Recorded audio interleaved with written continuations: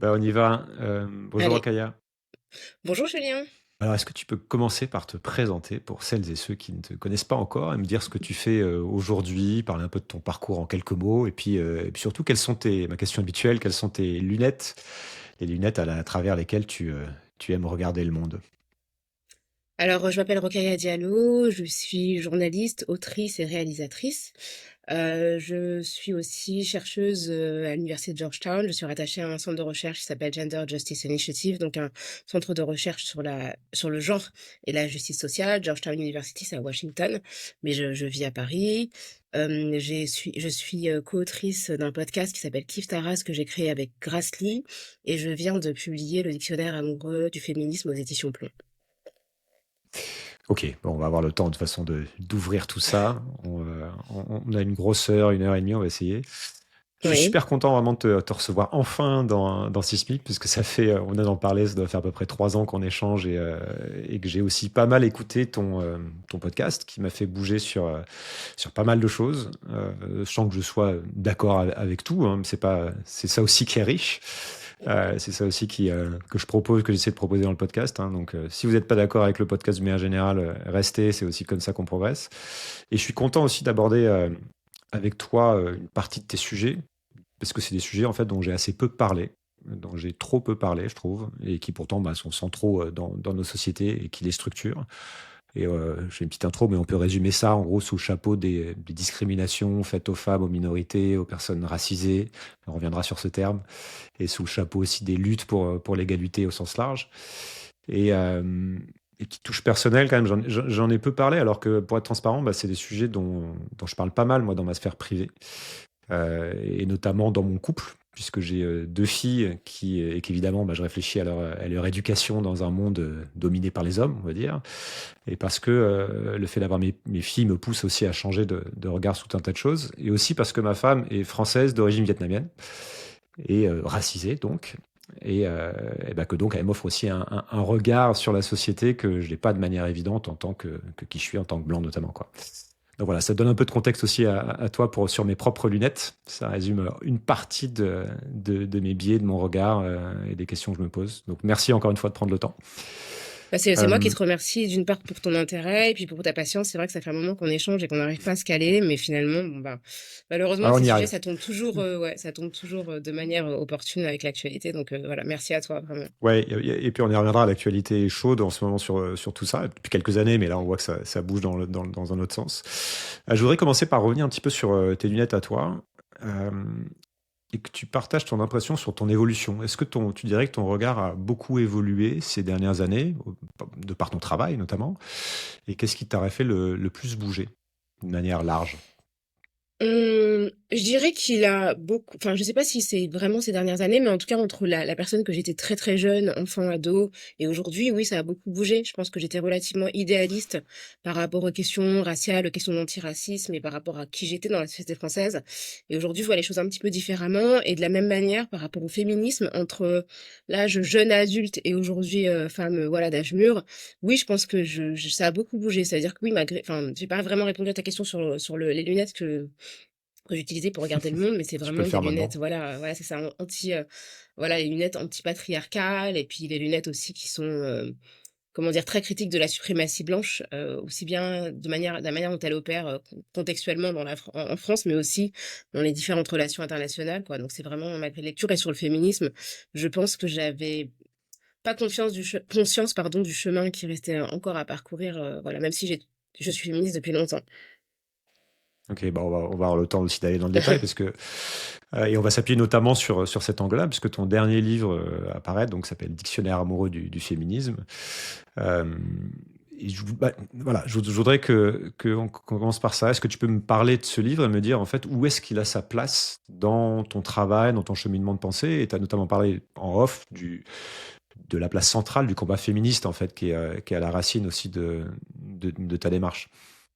Oui, le féminisme pour moi, ça a été vraiment le premier des combats, la première des luttes et c'est à travers le féminisme, on y reviendra, que j'ai compris que parmi les femmes, en fait, bah, on n'était pas toutes égales et qu'il y avait aussi des dynamiques de domination entre femmes et qu'il y avait des femmes, qui pouvaient, aussi, perpétuer, le racisme tel qu'il existe, voilà, historiquement.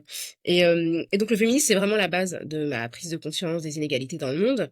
Et ce dictionnaire amoureux, en fait, il s'inscrit en fait dans une collection. Hein, c'est la collection du dictionnaire amoureux chez Plon. Elle existe depuis 25 ans. Elle est assez connue, en tout cas pour ceux que ça intéresse. Et donc, toutes sortes de sujets ont été traités, dictionnaire amoureux du tennis, des États-Unis, du Maroc, de Proust, enfin, toutes sortes de sujets passionnants, hein, vraiment du Ok. journalisme qui a très très bien fonctionné. Et en fait, l'éditeur, enfin celui qui dirige le dictionnaire amoureux, Grégory Berthier-Saudray, a réalisé quand il a pris les rênes de cette collection qu'il n'y avait jamais eu de sujet féminin qui avait été abordé malgré le nombre très très conséquent de dictionnaires amoureux. Je crois qu'aujourd'hui, il y en a 120 qui existent.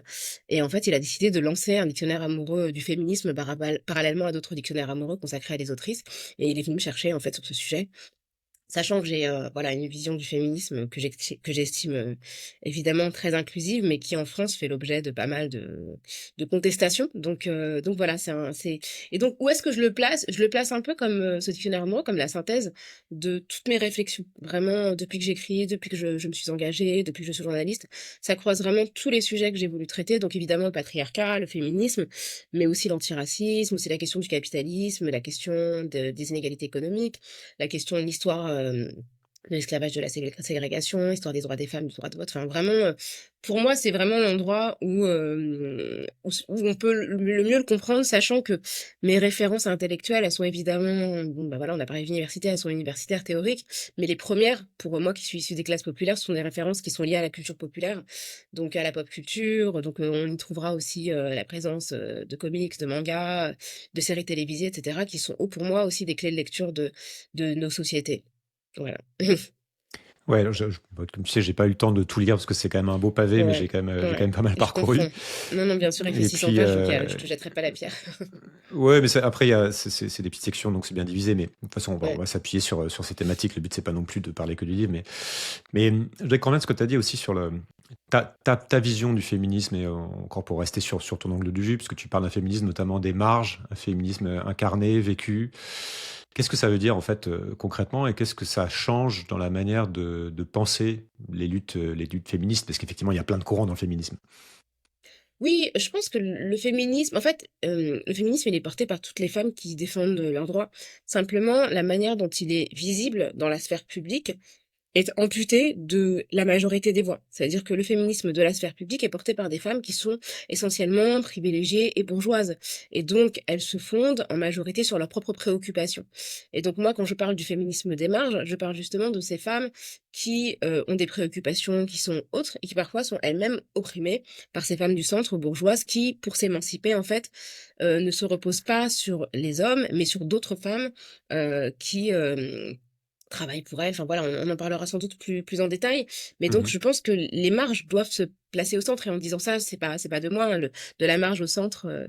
C'est un livre de Bell Hooks, qui est une intellectuelle qui était, malheureusement, elle a disparu un peu prématurément il y a quelques années, une intellectuelle états-unienne qui a énormément écrit, et notamment sur le féminisme, et qui a écrit un livre qui s'appelle De la marge au centre, qui questionne justement ce féminisme des villes, urbain, voilà, donc urbain, bourgeois, blanc, qui finalement tient compte de certaines problématiques sans forcément se rendre compte que même à l'échelle du monde, il y a des femmes qui sont opprimées par ce capitalisme qui les oblige à travailler d'une manière qui est extrêmement violente et brutale, quoi. Est-ce que ça, je mets un peu déjà les pieds dans le plat, puis on reviendra sur cette question parce qu'elle est centrale Mhm. aussi dans tous les sujets que tu abordes, mais le sujet de la fragmentation, tu vois, et le risque de la fragmentation quand on est censé, si tu veux, soutenir une même lutte. Et on voit justement, je t'ai déjà vu sur des plateaux télé, être en désaccord profond sur l'approche aussi, que ce soit sur le sujet de discrimination ethnique ou raciale ou ces sujets-là. Et je suppose que c'est central dans ta réflexion, mais comment est-ce qu'on fait mouvement commun à partir d'une somme d'expériences en fait aussi différentes? Des questions Alors larges, mais voilà. ta question elle est intéressante parce qu'effectivement, quand on est une féministe noire, comme c'est mon cas, musulmane comme c'est mon cas, issue des classes populaires comme c'est mon cas, et qu'on souhaite que les problématiques de ces groupes soient prises en compte, on est souvent accusé, je dis pas que tu le fais, hein, mais on est souvent accusé de diviser les luttes. Comme si les personnes en fait qui ne mentionnaient pas ces groupes ne les divisaient pas elles-mêmes. C'est pas parce qu'on ne tient pas compte et qu'on se prétend en fait universaliste qu'on l'est véritablement. C'est-à-dire que c'est un label qui est autoproclamé, mais qui n'est pas réel. Je vais te donner un exemple historique. Ouais. Donc dans le dictionnaire, il y a une entrée dans mon dictionnaire amoureuse du féminisme, pardon, il y a une entrée sur les suffragistes, qu'on appelle, voilà, qu'on appelait les suffragettes. Donc ces femmes qui ont, milité pour le droit de vote, notamment en France, mais il y a des dynamiques similaires un peu partout. Donc en France, ces suffragistes, qui étaient notamment, incarnée par Hubertine Auclair, journaliste, voilà, qui est considérée comme une référence par toutes les féministes en France. Elles luttaient pour un droit qui était universel. Et justement, elles invoquaient l'universalisme en disant que le suffrage universel n'était pas universel et qu'elle participerait à son universalisation en permettant aux femmes de voter. On est d'accord. Et donc, elles se mobilisaient à une époque qui était une époque coloniale.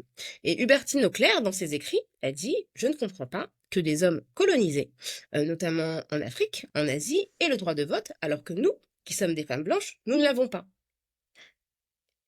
Et donc cette femme qui invoque l'universalisme, qu'est-ce qu'elle fait? Elle légitime le racisme colonial en disant que du haut de sa supériorité blanche, elle devrait être prioritaire sur les hommes non blancs qui théoriquement ont le droit de voter. Et qu'est-ce qu'elle fait en faisant ça? Elle oublie qu'il y a aussi des femmes parmi les personnes non blanches qui sont aussi colonisées et qui en plus d'être colonisées sont privées du droit de vote. Donc dans ce cas-là, est-ce que la femme noire qui dit waouh, je suis colonisée, je suis victime de racisme, j'ai besoin du droit de vote. Est-ce que c'est elle qui divise ou est-ce que c'est la femme qui justement l'oublie qui divise?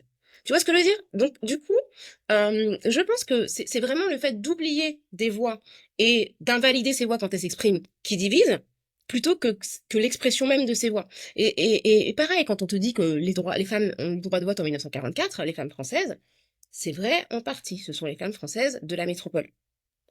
Les femmes Mhm. des colonies les ont eues progressivement au cours des années 50. Donc l'universalisme, c'est justement de ne pas prétendre à l'universalité quand elle n'est que théorique. C'est justement tenir compte de ces marges qui sont oubliées dans le grand récit de l'histoire. Oui, ça, c'est quelque chose qui revient souvent dans ton travail, c'est de pointer du doigt, en fait, la différence entre théorie, une idée qui, sur le papier, en fait, justement, va être universelle, mais qui, en pratique, se retrouve pas dans le vécu des gens. Si j'ai bien compris. Enfin, je t'ai entendu souvent parler de ça, justement. Tout à fait. C'est pour ça que je pense que l'universalisme, c'est une posture. C'est une posture. Ok. Moi, je me considère aussi comme universaliste, pardon, mais pour un universalisme concret. Cet universalisme, d'ailleurs, abstrait, a été dénoncé par Sartre aussi et par de nombreux intellectuels, mais il n'est que posture quand il est énoncé, en fait, depuis des sphères privilégiées. Je veux dire, quand tu as trois féministes, enfin, quelques féministes françaises qui, du haut de trois arrondissements parisiens, t'expliquent qu'elles sont universalistes, je doute fort qu'elles parlent de toutes les femmes. Tu vois ce que je veux dire? Donc il suffit pas Hmm. de le dire, en fait, il faut le faire. Quand tu te dis universaliste et que tu consommes de la fast fashion, ou que tu finalement voilà et que c'est des vêtements qui sont fabriqués par des femmes au bout du monde qui parfois risquent leur vie, des femmes et des enfants, ou que tu es féministe universaliste et que tu te questionnes pas sur finalement qui t'aide à écrire tes bouquins en gardant tes enfants, en faisant le ménage chez toi. Donc des femmes qui sont moins privilégiées, qui parfois sont en situation administrative précaire, donc parfois n'ont pas de papier, etc., etc. Enfin voilà, je veux dire, je jette pas la pierre. Moi aussi, je fais partie de ces féministes, même si je suis noire et que je suis issue de Oui, de toute façon, l'immigration c'est jamais parfait, postcoloniale. hein. Ouais. Je veux dire, moi aussi, indirectement, dans mon mode de vie en tant que Française, je participe à l'exploitation d'autres femmes.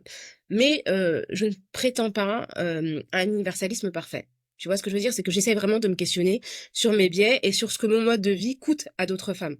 Et Hmm. donc, la posture, pour moi, elle est vraiment insuffisante. On va y revenir sur plein d'exemples, mais ça me mène au sujet de l'intersectionnalité, qui est souvent un mot mal compris, parce que aussi c'est un peu un sujet complexe. Mais je voudrais que tu m'expliques un peu ce concept et me dire pourquoi c'est une notion qui te semble si essentielle et aussi pourquoi elle provoque parfois autant de crispation. Bah, elle provoque donc le terme d'intersectionnalité, pardon, est complexe et difficile à dire, mais l'outil est très très simple.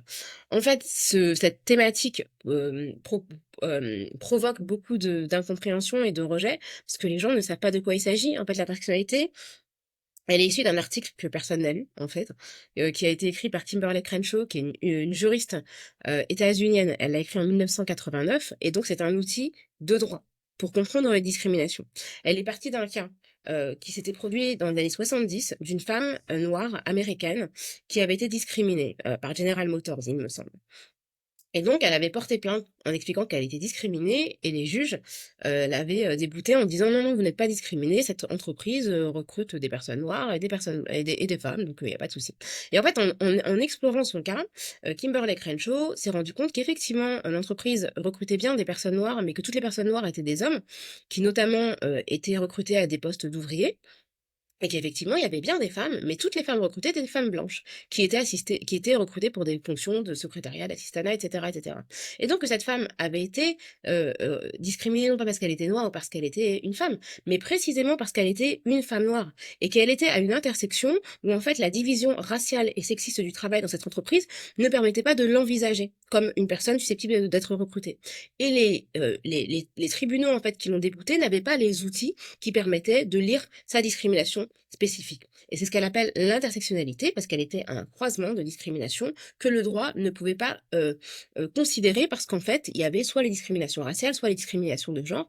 Et en fait, quand on est noir, on subit des discriminations. Quand on est une femme, on subit des discriminations. Mais quand on est une femme noire, on subit d'autres discriminations. C'est pas forcément une addition, mais c'est comment dire, un croisement qui produit une discrimination différente.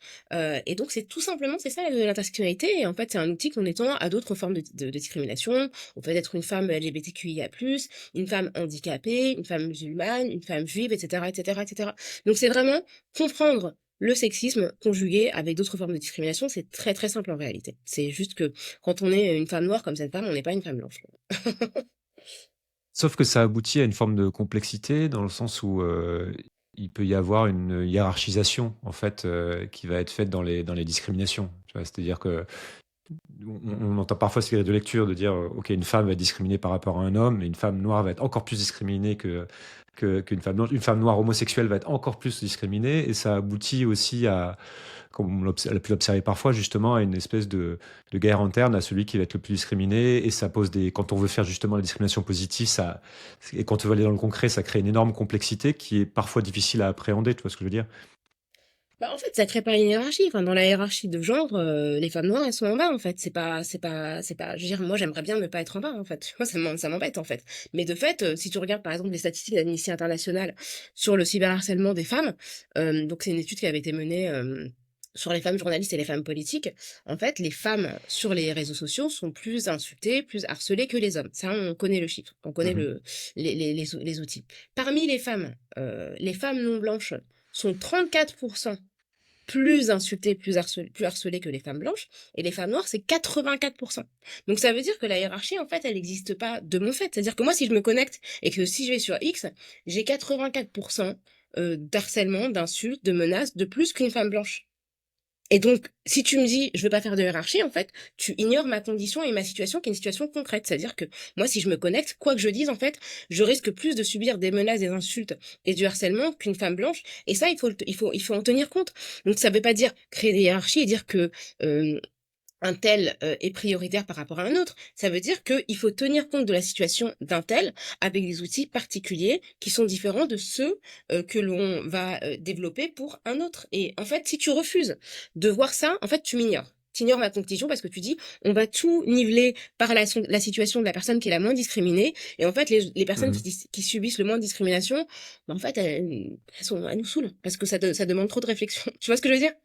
Oui, oui, bien sûr. Et on voit d'ailleurs, on y reviendra, le backlash par rapport à ça. C'est-à-dire que le côté ah, c'est trop compliqué, vous nous saoulez.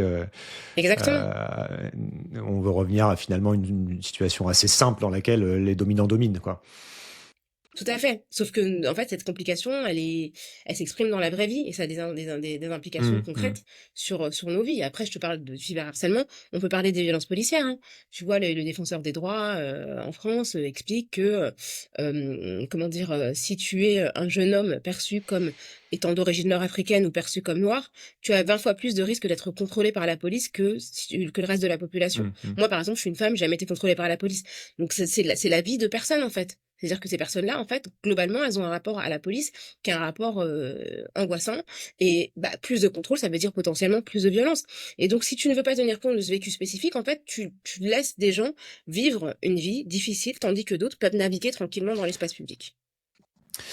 Comment t'expliques l'origine de cette hiérarchisation un peu de fait, en tout cas dans nos sociétés modernes et qu'on constate un peu partout dans le monde, le fait que quasiment partout, partout où ce soit des sociétés patriarcales et qu'il y ait une forme d'oppression plus ou moins sévère sur les femmes, on parlera du racisme après, mais voilà, juste pour comprendre ton analyse sur la racine du problème et le fait que ce soit quasiment universel.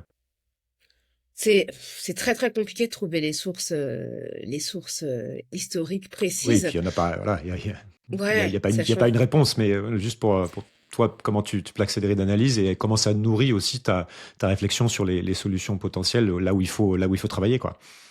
En tout cas, ce qui est certain, c'est que il y a plein de sociétés traditionnelles dont les mécanismes en fait de genre ont été effacés, notamment par les dominations coloniales. Il y a tu vois par exemple, pour être vraiment dans une époque plus récente, il y a une intellectuelle qui s'appelle Oyeronke Oyewumi, qui est d'origine nigériane, qui a écrit un livre qui n'a pas été traduit en France, qui s'appelle The Invention of Women. Elle est d'origine Yoruba au Nigeria, et en fait, ce qu'elle a observé dans ses études, c'est que avant la colonisation, en fait, dans son groupe ethnique d'origine, le genre femme, en fait, n'était pas figé. C'est-à-dire que les personnes Ok. qui sont assignées aujourd'hui au féminin pouvaient, au cours de leur vie, en fait, changer de genre et accéder à des positions de domination sociale, socio-économique, de conseil, etc., etc. Et c'était pas du tout aussi strict que ça, que ça l'est aujourd'hui. Et ça l'est devenu avec la colonisation et avec l'imposition du christianisme voilà, dans la population nigériane et aussi avec l'imposition de l'islam parce qu'une grande partie enfin l'imposition, je sais pas si c'était négocié au Nigeria ou si c'était vraiment lié à des guerres parce qu'en Afrique de l'Ouest, l'islam est aussi venu par des négociations. Donc voilà, et puis tu vois, dans les populations autochtones d'Amérique du Nord, il y avait aussi cette idée des êtres bispirituels, donc qui n'avaient pas un seul genre, Mhm. qui avaient plusieurs genres. Et c'est pareil, les croyances en fait monothéistes ont imposé une forme de binarité qui n'était pas historiquement dans ces cultures-là.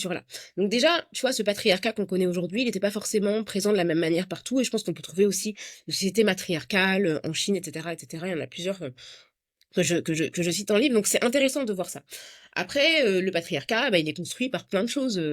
J'ai pas son nom en tête, mais il y a une historienne qui a travaillé sur relecture de la préhistoire et qui montre en fait que de nombreux corps qui ont été retrouvés, enfin plusieurs corps qui ont été retrouvés dans les temps modernes et qui ont été attribués à l'époque préhistorique ont été analysés comme étant masculins parce que ils avaient été enterrés à côté d'outils et qu'on considérait que c'était une activité masculine. Et en fait, ce dont on se rend compte en relisant cette époque et ces corps à l'aune d'aujourd'hui, c'est que les femmes participaient aussi à la chasse et qu'elles n'étaient pas aussi immobiles et restreinte au foyer qu'on pouvait le croire.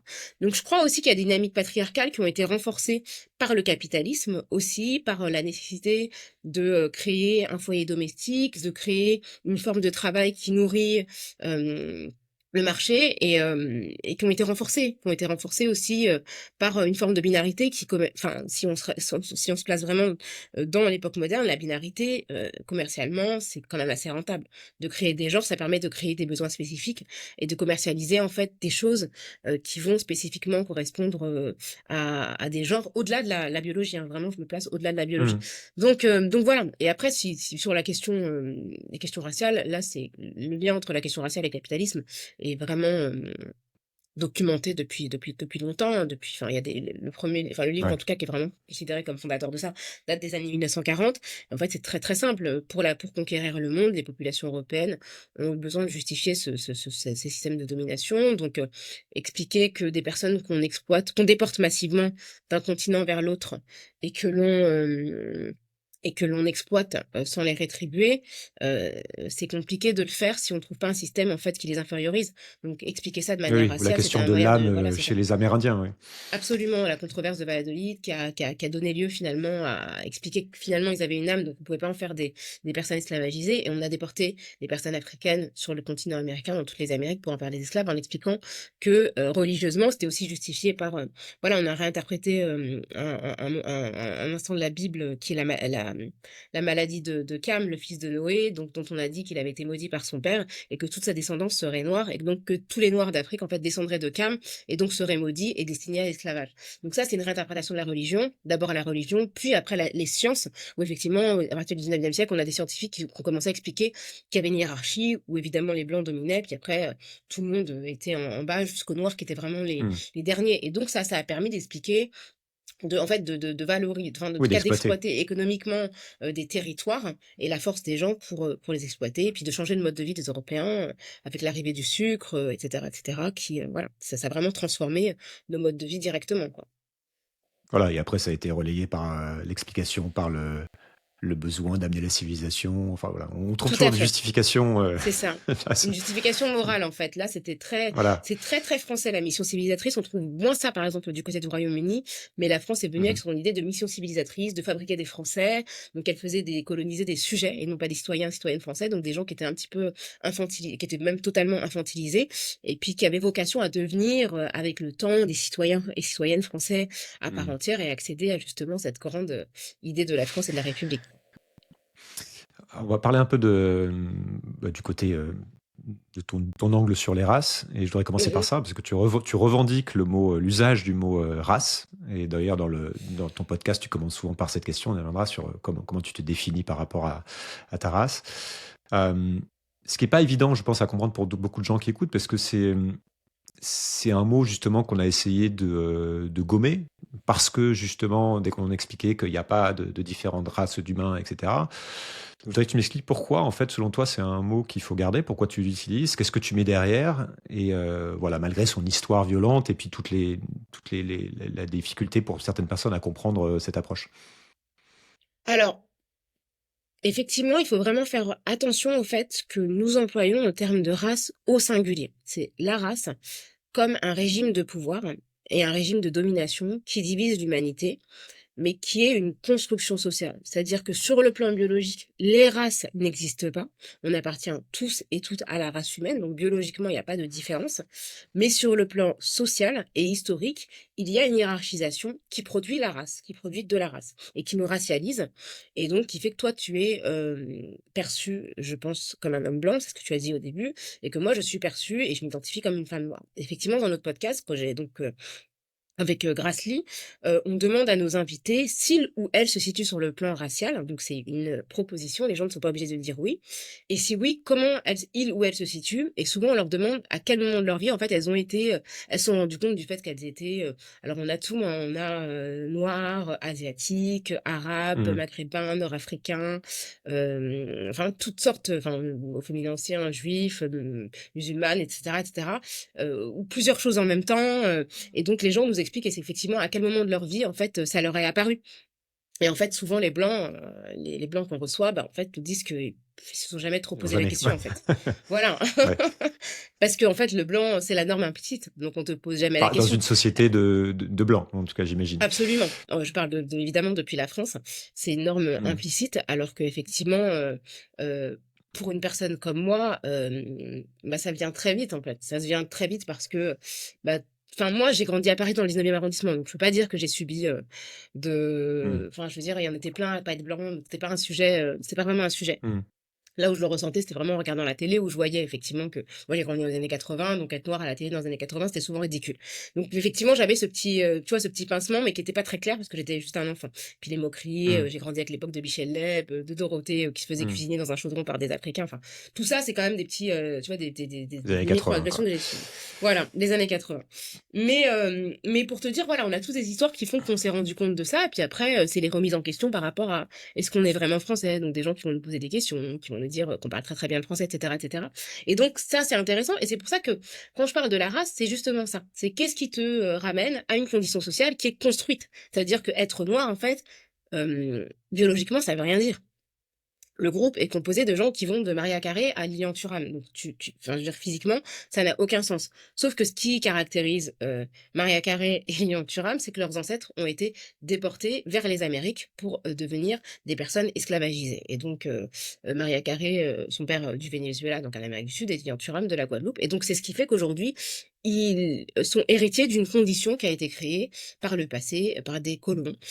Et donc, ils héritent indirectement de cette position sociale qui, voilà, qui est plus ou moins, voilà, Maria Carré, elle a longtemps été perçue comme blanche, donc elle a forcément, pas forcément subi la même Ouais. chose que quelqu'un qui est comme Lilian Thuram, qui est plus foncé, etc. Mais voilà, si on peut prendre quelqu'un comme Beyoncé, on peut voir que même en ayant un statut social incroyablement accompli, on va dire, en tout cas économiquement, elle peut être ciblée par le racisme, par la communauté de la country qui va considérer qu'elle n'est pas légitime pour faire de la country alors qu'elle est texane et que c'est une musique qui Mm. est issue des communautés noires. Donc voilà, c'est ça en fait, la race, c'est vraiment une construction. D'ailleurs, petit aparté, c'est quelque chose qui m'a toujours un peu étonné, même notamment quand on regarde la société américaine, mais je pense que ça s'applique aussi partout. C'est de même une personne qui va être légèrement métissée va être catégorisée comme étant black, comme étant noire. Mhm. Même si elle est à trois quarts blanche, par exemple, et qu'elle a un grand-parent qui est noir, on va la catégoriser comme noire. Je ne sais pas comment Bah, t'expliques. ça montre bien que ça n'existe pas en fait être noir. C'est vraiment une construction. C'est-à-dire qu'aux États-Unis, ils avaient inventé la one drop rule, tu vois, la théorie de la goutte de sang. En fait, il suffit d'avoir Mhm. une goutte de sang. En fait, historiquement, c'était important de savoir qui était noir et qui n'était pas noir, parce que ne pas être noir, Oui, c'est ça. enfin, ça signifie être libre. Il n'y avait pas les mêmes Donc droits. Ouais. voilà. Donc effectivement, on considérait qu'en fait, à partir du moment où on avait une goutte de sang noir, on était noir et ça signifiait qu'on avait un statut D'accord. social complètement différent. Et donc, tu avais toute cette période où en fait, il y avait cette possibilité de passer et donc des gens qui étaient d'apparence blanche mais socialement pouvaient être considérés comme noirs en fait passaient, c'est-à-dire quitter Mm. leur famille et se fonder dans la société blanche pour justement bénéficier de tous ces privilèges qui étaient liés à la blanchité. Donc c'est pour Ok. ça en fait que cette théorie existe et qu'une Maria Carré peut se considérer soit comme métisse selon le contexte, soit comme noire parce que ça veut dire quelque chose aussi historiquement. C'est aussi, je pense, aujourd'hui, même si ça n'a plus le même sens au niveau des droits, ça a un sens politique. Ça veut dire je suis solidaire de ce qu'ont vécu mes ancêtres et je me positionne socialement dans ce groupe qui souffre aussi encore aujourd'hui de Mm. stigmatisation. Ah, c'est hyper intéressant cette manière aussi de présenter. Je me souviens, j'avais écouté ton épisode avec Lilian Thuram où enfin, c'est pas, il n'y a pas qu'à lui que tu as posé la question, mais de savoir voilà, à quel âge tu t'es découvert noir, ce qui effectivement quand on Mm. est blanc est une question qui peut être étrange. Moi je te dis qui est pas que je connais quand j'ai découvert justement pour le coup avec ma femme qui a vécu la même chose justement à partir de quel âge tu t'es découvert que en fait t'étais pas comme les autres et en fait c'est pas du tout évident, c'est souvent vers 7 8 ans ou quand il y a un premier quelqu'un qui te fait remarquer ou quand tu as suffisamment la maturité pour le faire parce qu'avant ça la plupart des enfants en remarquent pas forcément d'ailleurs. Mais c'est Bah, vrai quand on est blanc on n'a pas ça en tête à quel point le regard de l'autre dans une société dans laquelle tu vas être minoritaire par exemple va te construire. Bah, Lilian Thuram, c'est un exemple très intéressant parce que justement, il a grandi en Guadeloupe, où la majorité de la Mhm. population est noire, et donc le fait d'être noir n'a pas de sens particulier. Et en même temps, il a grandi sur un territoire qui, bien que majoritairement noir, est français. Donc le fait qu'il était français n'a jamais posé aucun doute pour lui. Et il s'est retrouvé en fait dans un autre territoire français de l'Hexagone, où là, effectivement, bah, il a été vu différemment et il a compris qu'il était noir alors qu'il s'est jamais posé la question auparavant. Et c'est vrai que bah, c'est ça, en fait, la race, c'est un des rappels permanents d'une différence par rapport à ce qui est considéré comme étant la norme.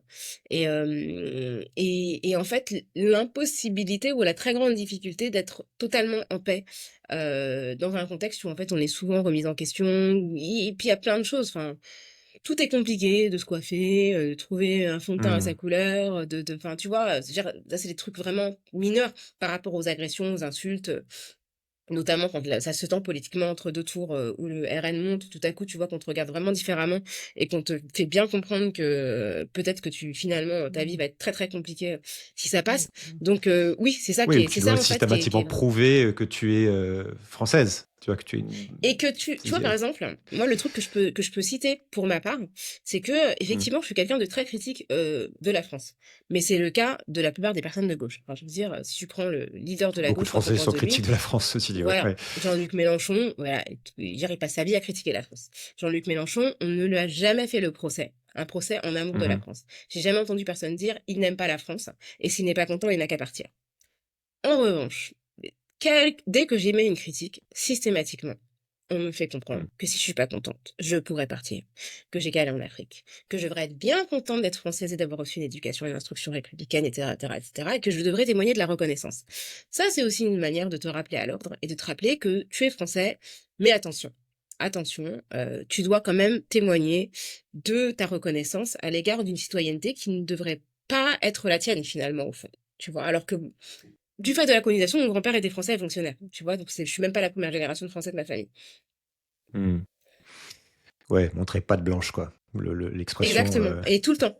Tout le temps. C'est-à-dire que c'est tout le temps. C'est-à-dire que même si tu le fais pendant longtemps, dès que tout à coup, Ouais, tu vois, par exemple, Jean-Michel Apathy qui a subi cette polémique il y a pas longtemps où il expliquait il comparait en fait les méfaits de la colonisation et de l'invasion de la France ouais. en Algérie à ce qu'ont fait les nazis en France. Moi, c'est une comparaison que je trouve pas du tout absurde.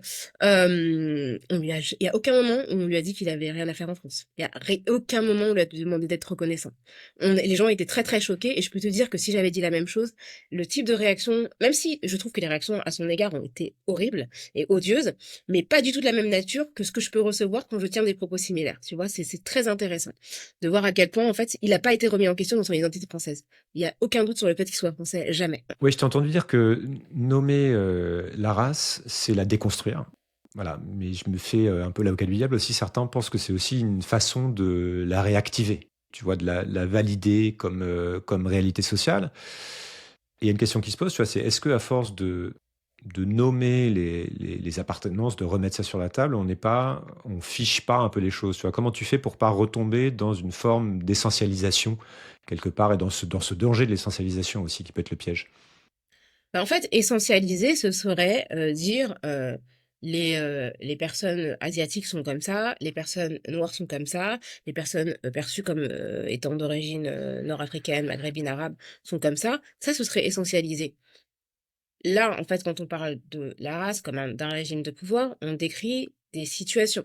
C'est-à-dire qu'on explique que des personnes, du fait de cette perception de leur condition raciale, subissent tel ou tel sort.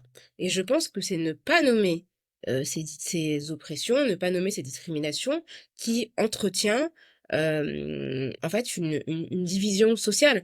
Et je pense que ce qui peut figer en fait tout ça, c'est le fait de tout analyser à l'aune de la question raciale, mais personne ne fait ça en fait. Je veux dire, moi je parle d'inégalités socio-économiques, je parle du genre, donc tout ça en fait se conjugue, mais c'est comme si tu me disais que quand je te donne des chiffres sur les femmes, je fige les femmes dans le genre féminin. Bah non, en fait, c'est au contraire, c'est parce qu'on a des chiffres, c'est parce qu'on a mis en place notamment la parité, qu'on a le visage de la vie politique française qui s'est transformé depuis 25 ans. Tu vois, donc non, c'est important, au contraire, c'est important de produire des données pour dépasser ces conditions. Mais moi, je me complais pas en fait dans cette condition raciale. Je veux dire, mes parents, ils sont nés dans un contexte où être noir, ça ne voulait rien dire. Mmh, Et mmh. avec comment dire, d'autres signifiants, qui étaient des signifiants davantage ethniques, D'accord. linguistiques, etc. Donc du coup, moi, j'aurais ma condition, je veux qu'elle soit comprise socialement et politiquement pour qu'elle ne me nuise plus. Et encore, je parle de moi qui suis privilégiée, mais je ne veux pas qu'elle nuise non plus à d'autres personnes qui partagent la même condition que moi. Donc toi, tu dis qu'en fait, cet idéal un peu qui va être présenté comme, républicain, c'est-à-dire où, il y a pas de couleur de peau, il y a pas de genre aujourd'hui, où tout le monde est égaux, en fait, tu es complètement d'accord. Sauf que dans la pratique, vu que c'est pas ce qui se passe, on aurait limite besoin de cette étape de reconnaissance, notamment via des statistiques, de cette discrimination pour pouvoir arrêter de faire comme si c'était déjà là, en fait. C'est ça? Si je te Bah comprends déjà, bien? pour commencer, l'idéal républicain, faut vraiment le replacer dans son contexte historique, hein. On a évoqué quand même la République qui pendant très très longtemps a exclu les femmes. Ouais. La République, elle s'est vraiment établie à la fin du 19e siècle, en même temps que la colonisation, donc en créant des hiérarchies raciales, en créant des statuts de sujets, donc en créant un code de l'indigénat, en instituant les travaux forcés jusqu'en 1946. Enfin, c'est malgré l'abolition de l'esclavage. Donc le fait de réclamer un idéal républicain, connaissant l'histoire de la République, c'est aussi une manière d'effacer la manière dont la République a elle-même produire Mmh, des mmh. discriminations et reconnaître, par exemple, des Français musulmans en Algérie et séparer en Algérie des Juifs des musulmans en octroyant aux Juifs, aux Algériens juifs le statut de citoyens français et en laissant les citoyens algériens musulmans sujets. Donc c'est toujours divisé pour mieux régner, hein. Tu arrives dans un pays, tout le monde s'entend plus ou moins bien, et en fait tu prends un petit groupe et tu lui donnes voilà des droits particuliers. T'es sûr que tu crées voilà une instabilité locale. Donc voilà, déjà idéaliser la République en lui prêtant un idéal, déjà ça c'est problématique parce que ça veut dire qu'on connaît pas notre histoire. Et puis après ne pas reconnaître les discriminations qui sont liées à des hiérarchies créées par l'histoire, ça ne bénéficie qu'aux gens qui ne subissent pas ces discriminations. C'est-à-dire que si tu reconnais pas la condition des personnes discriminées, bah en fait, en gros, il y a que les hommes blancs hétérosexuels cisgenres qui s'en sortent. Les autres, bah en fait, ils ont rien à dire parce qu'on leur dit, mais attendez, votre condition, elle n'intéresse pas la République parce que nous, on est universaliste. Mais en fait, c'est pas de l'universalisme, là. C'est juste de la, de la suprématie blanche et de l'hétéropatriarcat déguisé en inclusivité, quoi. Tu vois. Je vois. Tu, euh, Tu parles souvent d'ailleurs du privilège blanc. Enfin, c'est ce Mhm. que tu évoques aussi là-dessus, qui est une notion d'ailleurs assez centrale dans beaucoup de mouvements antiracistes actuels. Et pour beaucoup, elle reste un peu floue ou mal compris, en tout cas pour beaucoup de blancs. Est-ce que tu peux nous dire de manière simple, en tout cas, voilà, qu'est-ce que tu entends par là, qu'est-ce qu'on entend par là, et en quoi c'est un levier utile aussi pour comprendre certaines inégalités dont tu parles? Alors, le privilège blanc, c'est vrai que c'est une notion formulée telle quelle qui est assez récente, qui date de la fin des Ok. années 80, qui a été créée par Peggy McIntosh, une intellectuelle en fait, qui a listé ce que ça signifiait d'être blanc dans une société conçue à l'avantage et à la faveur, en tout cas de manière à favoriser les blancs, et toute une liste en fait assez longue de plusieurs dizaines de situations dans lesquelles on est privilégié parce que blanc. Elle dit par exemple, quand vous lisez un livre d'histoire, est-ce que c'est votre histoire qui est racontée? Quand vous regardez la télévision, est-ce que vous voyez des gens qui vous ressemblent, etc. Plein de choses comme ça qui énoncent ce que c'est d'être blanc dans une société voilà, qui ignore en fait majoritairement les autres personnes. Et donc, il y a des universitaires qui n'aiment pas trop la notion de privilège blanc parce que notamment dans notre contexte français, les privilèges, c'est vraiment lié à l'ancien régime. Et on pense Mhm. effectivement tu vois, à la noblesse et au clergé qui jouissaient de privilèges, donc des choses qui étaient indues par rapport à un tiers-état qui était opprimé. Et donc, quand on parle de privilège blanc, souvent on décrit en fait des choses qui relèvent de ce qui devrait être la norme pour tout le monde. Et donc c'est compliqué en fait. Et souvent, les gens qui sont blancs disent oui, mais en fait, il y a des blancs pauvres. Et donc ces gens blancs-là ne sont pas privilégiés. Et ce qu'il faut répondre à ça, c'est qu'on parle simplement du privilège racial. Ce qui signifie que même en étant blanc et pauvre, on est blanc. Un blanc pauvre, c'est pas un noir pauvre. Et donc, le blanc pauvre, effectivement, il est désavantagé économiquement, mais il est plus avantagé qu'un noir pauvre. Par exemple, s'il est au chômage, bah, il a plus de chances de trouver un boulot que le noir, puisque le noir ou l'arabe ou asiatique a plus de risques de discrimination.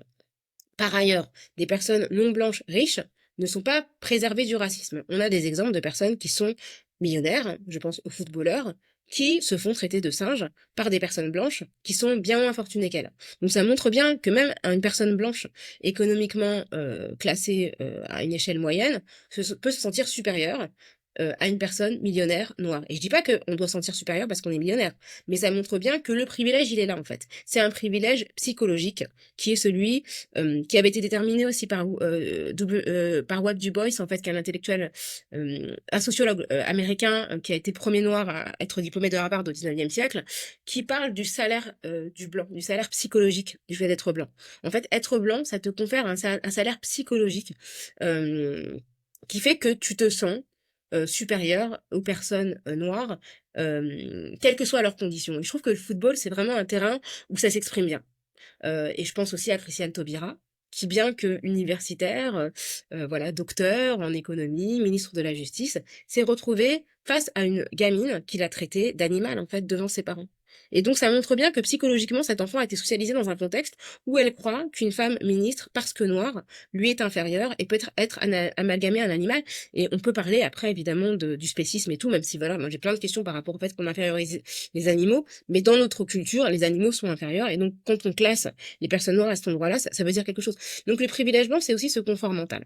C'est le confort mental de pouvoir se croire supérieur, mais aussi de ne pas avoir à penser à sa condition raciale. Tout à l'heure, tu disais, ouais, moi être blanc, j'aurais pas pensé tant que ça si j'étais pas mariée avec une personne qui n'est pas blanche. Bah c'est un confort incroyable. Je veux dire, moi, je ne peux pas oublier que je suis noire. J'aimerais, enfin, si j'oublie que je suis noire dans des contextes majoritairement noirs, mais quand je suis en France, j'y pense tout le temps, et y compris dans mon contexte professionnel. Parce que je sais qu'on va me parler d'une certaine manière et qu'on va entendre mes propos d'une certaine manière parce que je suis une femme noire. Je ne peux pas oublier que je suis musulmane. Parce que tous les jours, on nous explique que les musulmans doivent être discrets, doivent se comporter de telle manière. Enfin, c'est qu'il y a une pénurie d'eux parce que c'est le ramadan. Enfin, je veux dire, c'est des choses qui nous reviennent tout le temps. Et donc, ce confort psychologique, je n'en dispose pas.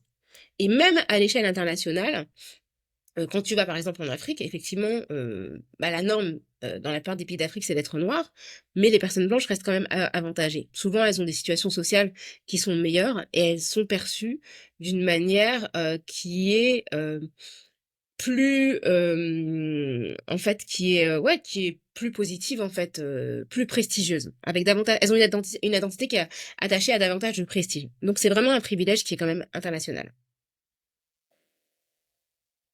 Je t'entends plus. Pardon, oui, même quand tu vas en Je t'en Asie prie. ou pour avoir vécu quelques années là-bas où le racisme envers les Noirs est beaucoup plus frontal, même que largement plus frontal qu'en Europe, on voit que c'est aussi la même chose. Et de même que le privilège blanc existe en partie aussi en Asie. C'est-à-dire qu'il y a cet a priori qui va être positif pour des raisons. Comment t'expliques ça aussi? C'est parce qu'il y a eu la domination coloniale qui marque encore notre époque, en fait, qui fait qu'on est un système qui est hérité en fait de ça, qui est organisé autour des anciennes colonies, de la domination justement de l'Occident. Et est-ce que c'est pas finalement aussi un privilège qui appartient à la majorité? Tu vas me dire que c'est pas si simple que ça, mais en tout cas dans nos sociétés, à la majorité, à ceux qui détiennent le pouvoir économique, culturel, symbolique, et qu'on va retrouver des discriminations en fait à peu près similaires, avec des hiérarchies parfois encore plus marquées, par exemple en Inde, avec les castes, etc. Je pense pas que ce soit lié au fait majoritaire uniquement. Alors, je crois effectivement que c'est lié à la colonisation et à la présence historique en position de domination des personnes blanches dans plein de territoires où en fait ça a marqué hein, plusieurs siècles de domination Mhm, avec des bien statuts sûr. particuliers des personnes blanches, ça marque et donc ça ancre dans l'imaginaire collectif local la position blanche comme étant une position vraiment singulière et une position de prestige. Et y compris dans des contextes où les blancs sont minoritaires. Et je pense que c'est pas un fait majoritaire parce que quand tu prends l'exemple de l'Afrique du Sud, les Blancs étaient totalement minoritaires. Pour autant, encore Oui, ils détiennent le aujourd'hui, capital. Ils voilà, ils détiennent le détiennent la capital très très grande économique, majorité, voilà, du symbolique. Ouais. capital économique, des propriétés terriennes, immobilières, etc., alors qu'ils représentent un chiffre infime dans la population. Donc vraiment, la majorité, en fait, c'est plus une majorité de pouvoir qu'une majorité numérique. Voilà.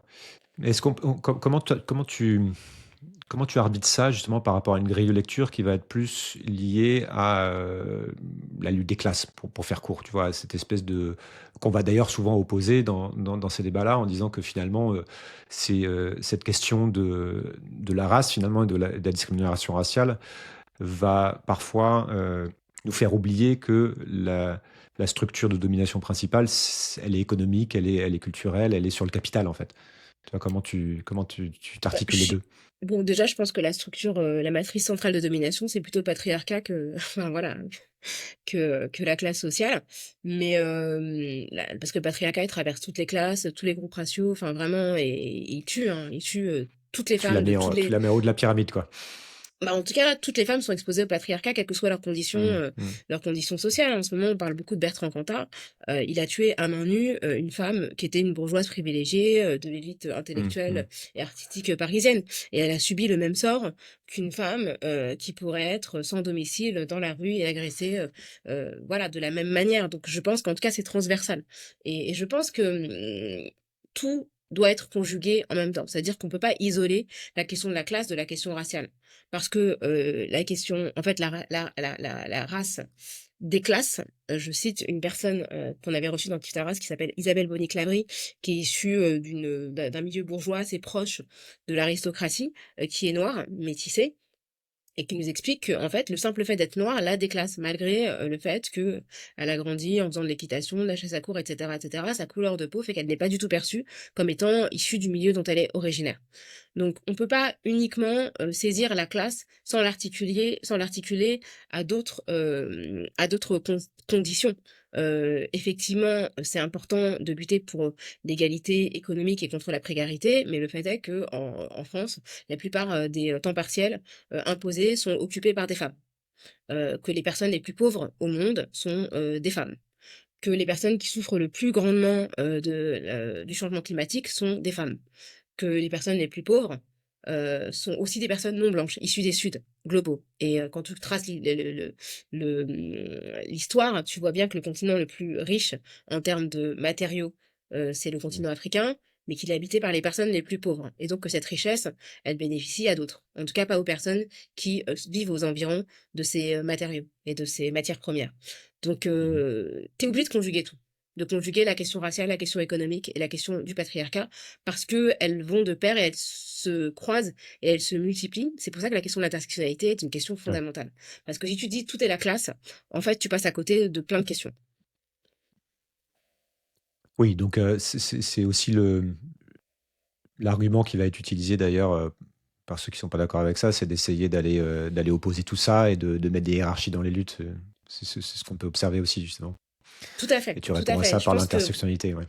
exactement, je pense qu'il faut vraiment avoir cette exigence intellectuelle de tout regarder et vraiment de considérer les luttes dans leur complexité et vraiment dans leur pluralité, on va dire, et vraiment de pas se dire qu'on va donner la priorité à un aspect des luttes plutôt qu'à l'autre. C'est pour ça que, voilà, moi j'étais engagée dans le féminisme avant de comprendre l'antiracisme. Et c'est vraiment quand j'ai compris que j'étais engagée dans un mouvement qui était plutôt féministe blanc que j'ai décidé de m'intéresser à l'antiracisme. Parce que j'ai compris que le féminisme ne suffirait pas à affronter toutes les questions qui m'intéressaient. Et avant d'être féministe, j'étais déjà intéressée par l'altermondialisme.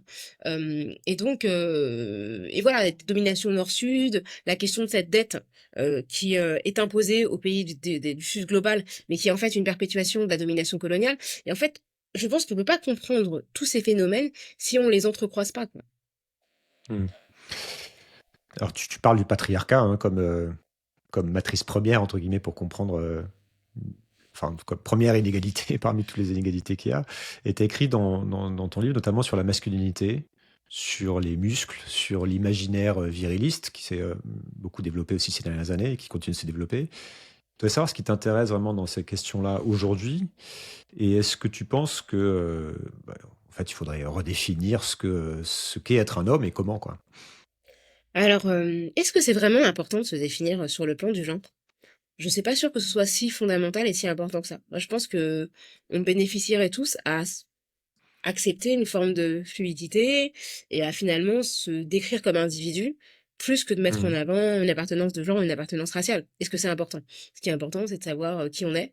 Et puis après, on a le droit d'aimer qui on veut et enfin, d'avoir la sexualité qu'on veut, etc., sans que ce soit forcément lié à un genre. Donc, je pense que déjà, de pouvoir se détacher de l'importance de ça pour nous définir, je trouve que c'est important. Tout à l'heure, tu disais qu'il y a des gens qui ont peur de l'essentialisation raciale. Moi, je pense que l'essentialisation de genre, elle est aussi potentiellement problématique, tu vois.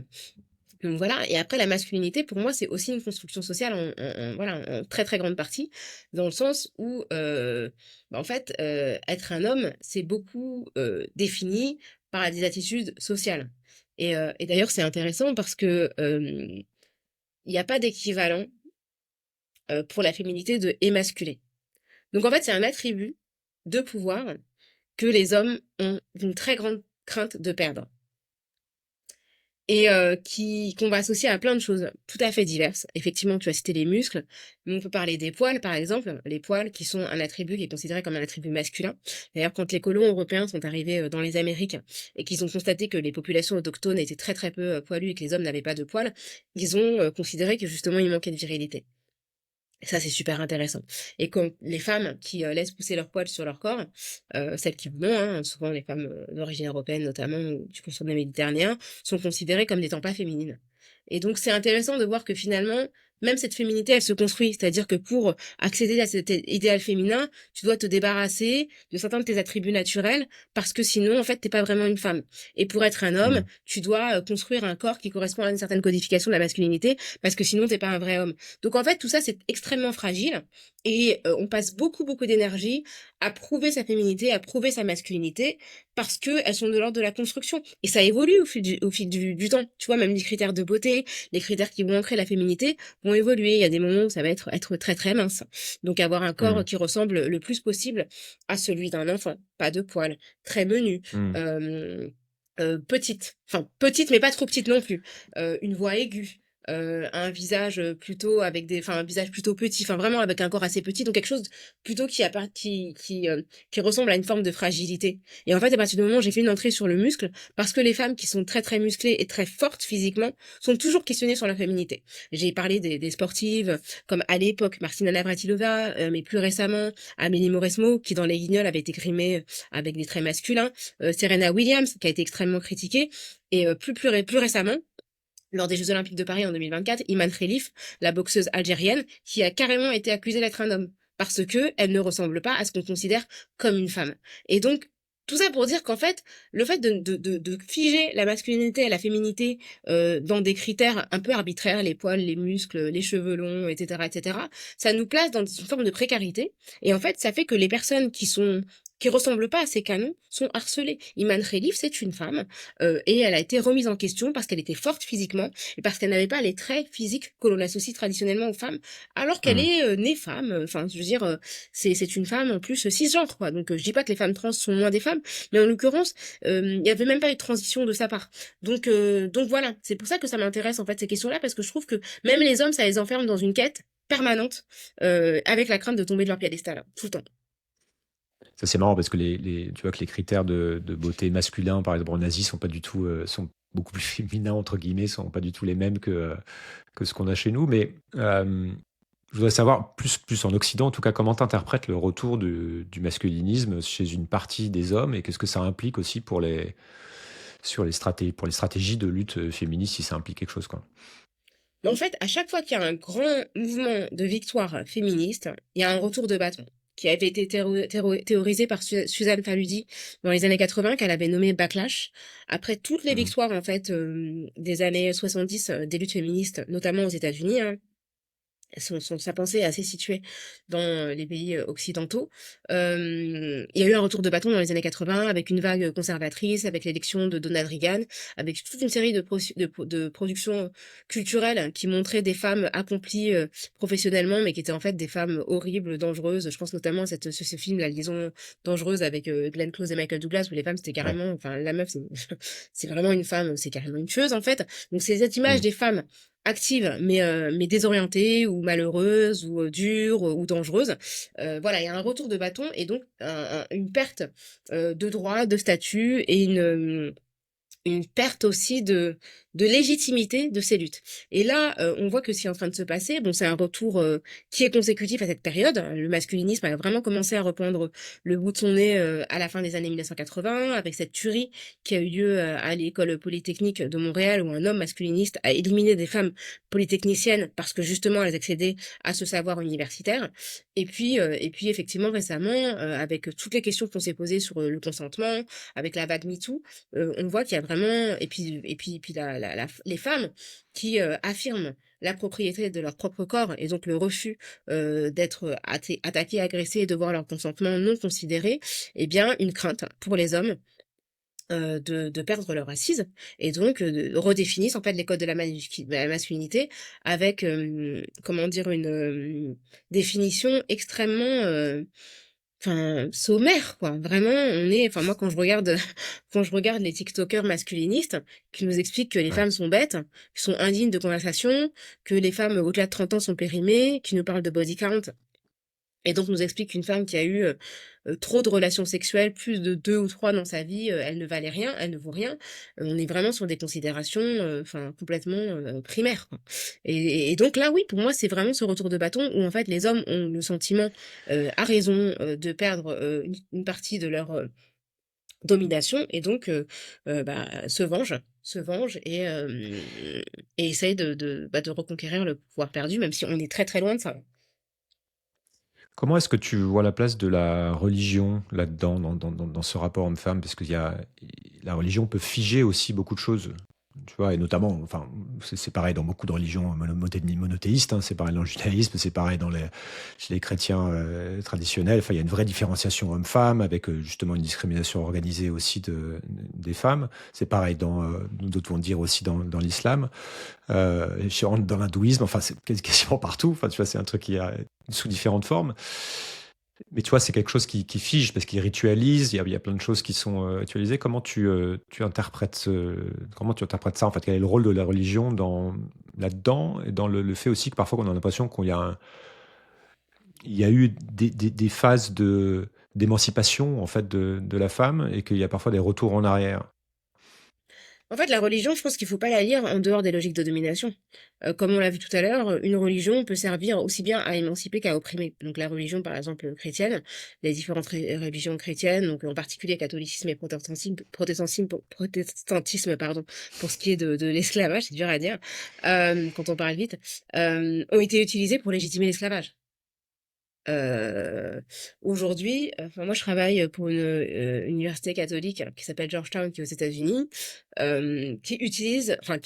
qui invoque les croyances religieuses des jésuites qui ont fondé l'université pour protester contre, l'administration de Donald Trump. En expliquant qu'en fait, toutes les politiques de diversité, équité et inclusion que l'administration Trump veut mettre à bas sont, comment dire? Des convictions qui sont propres au catholicisme et donc qui font partie de l'ADN de l'université. Donc on voit bien même que c'est une question d'interprétation, ce que la même religion, Georgetown, qui a aussi été construite par des personnes réduites à l'esclavage. Donc la même religion peut justifier l'esclavage, Hmm, tout comme elle peut justifier l'émancipation et la lutte contre les hmm, théories racistes ou sexistes. Et donc, moi, je pense que les religions, elles sont sujettes à l'interprétation et que c'est surtout le contexte dans lequel elles émergent qui permet ou non d'opprimer. Moi, si je prends la question de l'islam, qui est celle qui m'est la plus familière, il y a des interprétations féministes de l'islam. Par exemple, Amina Wadoud, qui est une musulmane états-unienne, a été la première femme à diriger une prière, parce qu'en fait, en islam, beaucoup considèrent que la prière doit être dirigée par des hommes, donc qui sont devant. Elle a été la première femme à diriger une prière parce qu'elle a proposé sa propre interprétation. Il y a beaucoup de féministes en fait qui réinterprètent le Coran. Je pense à Asma Lamrabet, qui est une intellectuelle marocaine, qui elle utilise le Coran comme une source d'émancipation et qui explique que dans le contexte dans lequel le Coran a émergé, il a octroyé des droits aux femmes qu'elles n'avaient pas auparavant. Donc c'est vraiment intéressant et hmm. important de dire que la religion en elle-même, elle est que le reflet et le miroir de ce qu'on veut bien lui faire dire. C'est-à-dire qu'il y a une base spirituelle, mais qu'effectivement, ça peut être un outil d'oppression très très fort, comme ça peut être le contraire. Par exemple, tu vois, la première femme pasteur qui a été ordonnée, la première femme qui a été ordonnée pasteur en Europe, c'était en 1929. Bah, c'était avant que les femmes aient le droit de vote en France. Donc avant que la République Hmm. laïque octroie le droit de voter aux femmes. Donc finalement, là, le protestantisme a été beaucoup plus avant-gardiste Ouais. que la République elle-même. Ouais, puis on voit bien les tensions qu'il y a même au sein d'Islam, c'est-à-dire entre Tout à fait. un pays comme l'Iran qui rend absolument obligatoire le port du voile et qui peut aller jusqu'à tuer une jeune femme qui refuse de le porter, alors qu'il y a d'autres pays musulmans qui interdisent le port du voile dans les administrations ou qui interdisent le port du voile intégral. Donc là, c'est pareil, c'est pas uniforme, là, qu'on a tendance à peut-être avoir ça de manière uniforme. Euh, je sais pas si tu veux dire deux mots d'ailleurs sur ta position sur cette question du voile qui est bien débattue en France, parce que t'as un point de vue particulier là-dessus, tu veux développer? Bien sûr, pour moi, c'est une question bah, en France qui est vraiment particulière. Hein, et il faut vraiment qu'on se rende compte qu'en France, on est un peu seul au monde sur cette Ah, obsession qu'il peut s'arc-bouter. y avoir. Ok. C'est bon. Ah oui, pardon, je t'ai perdu. C'est J'ai bon. j'ai l'impression que j'ai entendu un bout de ta phrase. Du coup, je pense que je parlais toute seule. J'ai dit c'est un sujet Oui. voilà, beaucoup plus sensible que pour Ah beaucoup de oui. pays. On Mais même par s'arc-boutait dessus. rapport Ouais. ouais, aux pays voisins et tout, enfin, c'est incroyable. Moi, Hum, je hum. suis journaliste depuis 16 ans. Je pense que j'ai jamais passé plus de 2 mois sans qu'il y ait une polémique sur le voile. Sur le Hum. voile, le foulard. Enfin, moi, je parle plutôt de C'est foulard vrai que parce que ça c'est revient pas un souvent. Ouais. voile.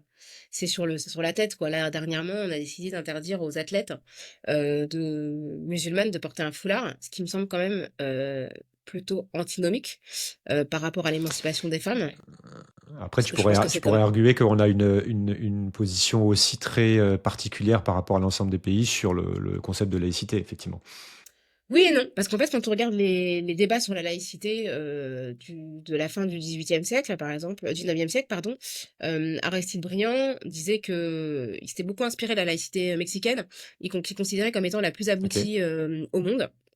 Et moi, j'ai écrit un livre qui s'appelle Comment parler de la laïcité aux enfants, avec un universitaire qui s'appelle Jean Bobéro, que je respecte énormément. C'est celui qui a inventé la sociologie de la laïcité en 1972, qui est vraiment l'autorité mondiale sur la laïcité. Et lui, il peut te parler du Japon, qui a une forme de laïcité particulière, et du fait qu'il y a des choses qui existent en France qui ne pourraient pas exister ailleurs. Par exemple, le fait qu'en France, on subventionne les écoles confessionnelles, c'est Mm, inadmissible mm. dans un pays comme les États-Unis. Donc c'est une forme de laïcité qui est particulière. Il y a les exceptions. À Mayotte, il y a un droit coutumier musulman qui est toléré. Et puis il y a aussi comment dire, l'exception de l'Alsace-Lorraine où en fait il y a une forme, il y Ouais. a le concordat qui est toujours en vigueur. Donc la laïcité française, elle n'est pas aussi stricte qu'on veuille bien le dire. Tu vois, les jours fériés, ils sont quand même articulés sur le calendrier chrétien. On Mm, pourrait mm, neutraliser quelques jours fériés et considérer que chacun peut les prendre à son gré, selon des convictions mm. religieuses ou non. C'est pas le cas. Il y a trop de Euh, vacances, de toute façon. oui, non, je suis pas d'accord avec toi, je trouve qu'on a c'est très bien de pas consacrer sa vie au travail, mais c'est un autre débat. Mais tu vois ce que je veux dire, c'est que la neutralité laïque, elle est pas réelle. On est quand même, voilà, dans un contexte où on a l'imaginaire catholique est très très présent, et donc la laïcité française, elle est pas si particulière que ça. Et puis après, la laïcité, elle ne concerne que les institutions. En théorie, la laïcité, ce qu'elle induit, c'est la séparation entre l'État et les religions. L'État ne reconnaît officiellement aucune religion, mais il garantit la liberté de conviction, qui est la liberté de croire ou de ne pas croire. La neutralité, elle est le fait de l'État et de personnes qui la représentent. Théoriquement, si tu utilises un service public, tu n'as pas à être neutre, parce que tu n'es pas l'État. La première exception qui a été instaurée dans le droit français, c'est 2004, l'école. Où on a décidé que les usagers du service public, les usagères en l'occurrence, puisque les garçons on les laisse tranquilles, ne devaient venir à l'école neutre sans foulard. Mais ça, c'est une exception au principe de laïcité. C'est la première fois qu'on a demandé aux usagers, aux usagères d'être neutres. Mais c'est pas le principe de laïcité. Pour moi, c'est un dévoiement. Et le fait aujourd'hui de demander à des athlètes qui ne sont pas des représentants du service public d'être neutres, bah en fait, ça n'a rien à voir avec la laïcité. Elles n'ont pas à être neutres, elles ne portent pas c'est pas le service public.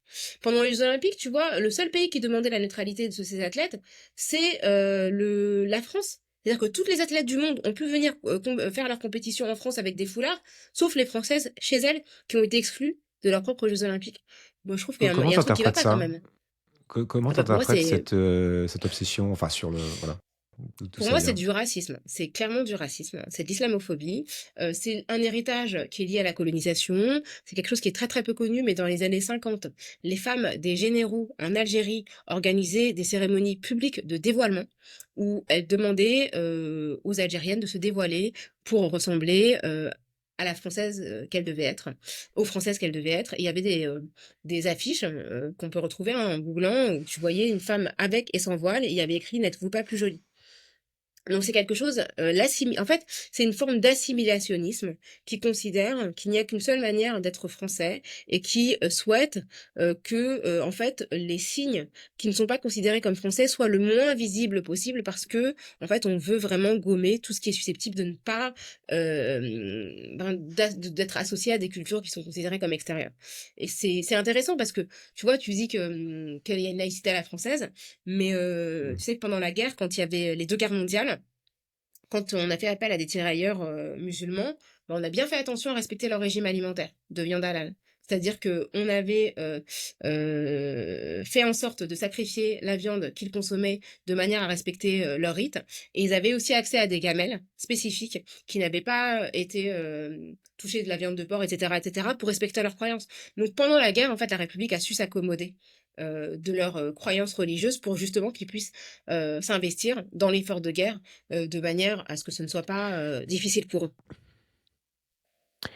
C'est marrant ce que tu dis, ça fait aussi penser à cette tendance qu'a eu la France à écraser les langues régionales, à écraser les spécificités, même, tu vois, au sein du territoire, on va dire, de l'Hexagone.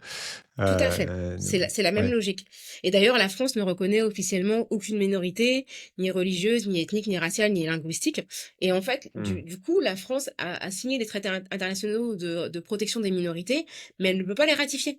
Parce qu'en fait, elle peut pas reconnaître le fait que dans son entité nationale, il existe des minorités, des personnes qui devraient bénéficier d'une protection particulière. Donc tu vois, on est dans une forme d'ambiguïté, mais qui nous met à part.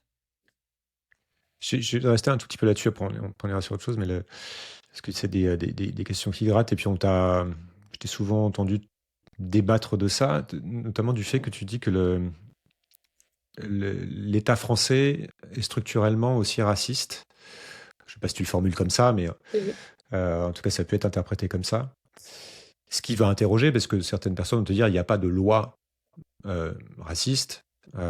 Ou alors on va te dire oui, mais regarde, il y a tellement de pays en fait où pour le coup il y a vraiment des lois de discrimination, des lois racistes, donc on n'est pas pire que les autres. Enfin, tu vois, il y a plein de manières de contre-argumenter par rapport à ça. Mais je voudrais que tu m'expliques quelle est ta position aujourd'hui là-dessus et pourquoi en fait tu dis ça, comment tu le formules, quoi. Oui, je dis que la France est structurellement raciste et je le dis, franchement, je l'affirme, comme elle est structurellement sexiste et patriarcale, du fait de notre histoire, quoi. Alors souvent Alors ce qu'on comment me ça se dit, structure? ouais, alors souvent ce qu'on me dit, c'est que contrairement aux États-Unis, en France, il y a jamais eu de ségrégation. Donc c'est absolument faux. Bon déjà, il y a une ségrégation, enfin territoriale, hein, je veux dire aujourd'hui, vivre dans les outre-mer, ce n'est pas vivre, dans la France hexagonale. Il y a des discriminations qui existent dans les outre-mer, qui n'existent pas en France. Là, par exemple, la Guadeloupe et la Martinique ont été empoisonnées, par un engrais, destiné aux bananeraies qui s'appelle le chlordécone jusqu'aux années Hmm. 90, alors qu'on connaissait sa toxicité. Et c'est vraiment un traitement qu'on ne réserve qu'aux outre-mer. Et donc aujourd'hui, la Guadeloupe et la Martinique ont le taux le plus important de cancer de la prostate au monde. C'est toutes petites îles. Elles ont été empoisonnées littéralement, et l'État ne veut pas reconnaître ces dommages. Et moi, je suis convaincue que ces îles ont été traitées de cette manière-là parce qu'elles sont des îles constituées à majorité de descendants Noir, de ouais. l'esclavage. De la même manière on a fait les essais nucléaires, on les a fait dans le Sahara, après la décolonisation de l'Algérie, on les a fait en Polynésie. Donc, enfin, c'est toujours en fait ces populations-là qui sont exposées à des dommages et à des expérimentations environnementales qu'on ne trouvera pas sur l'Hexagone, déjà. Et après, sur la ségrégation sur le sol hexagonal, elle a existé. Elle a existé parce qu'un édit en fait de Louis XVI a créé une police des Noirs en 1777 qui avait pour objectif de réguler la circulation des personnes noires sur le sol hexagonal et de leur interdire en fait de la circulation.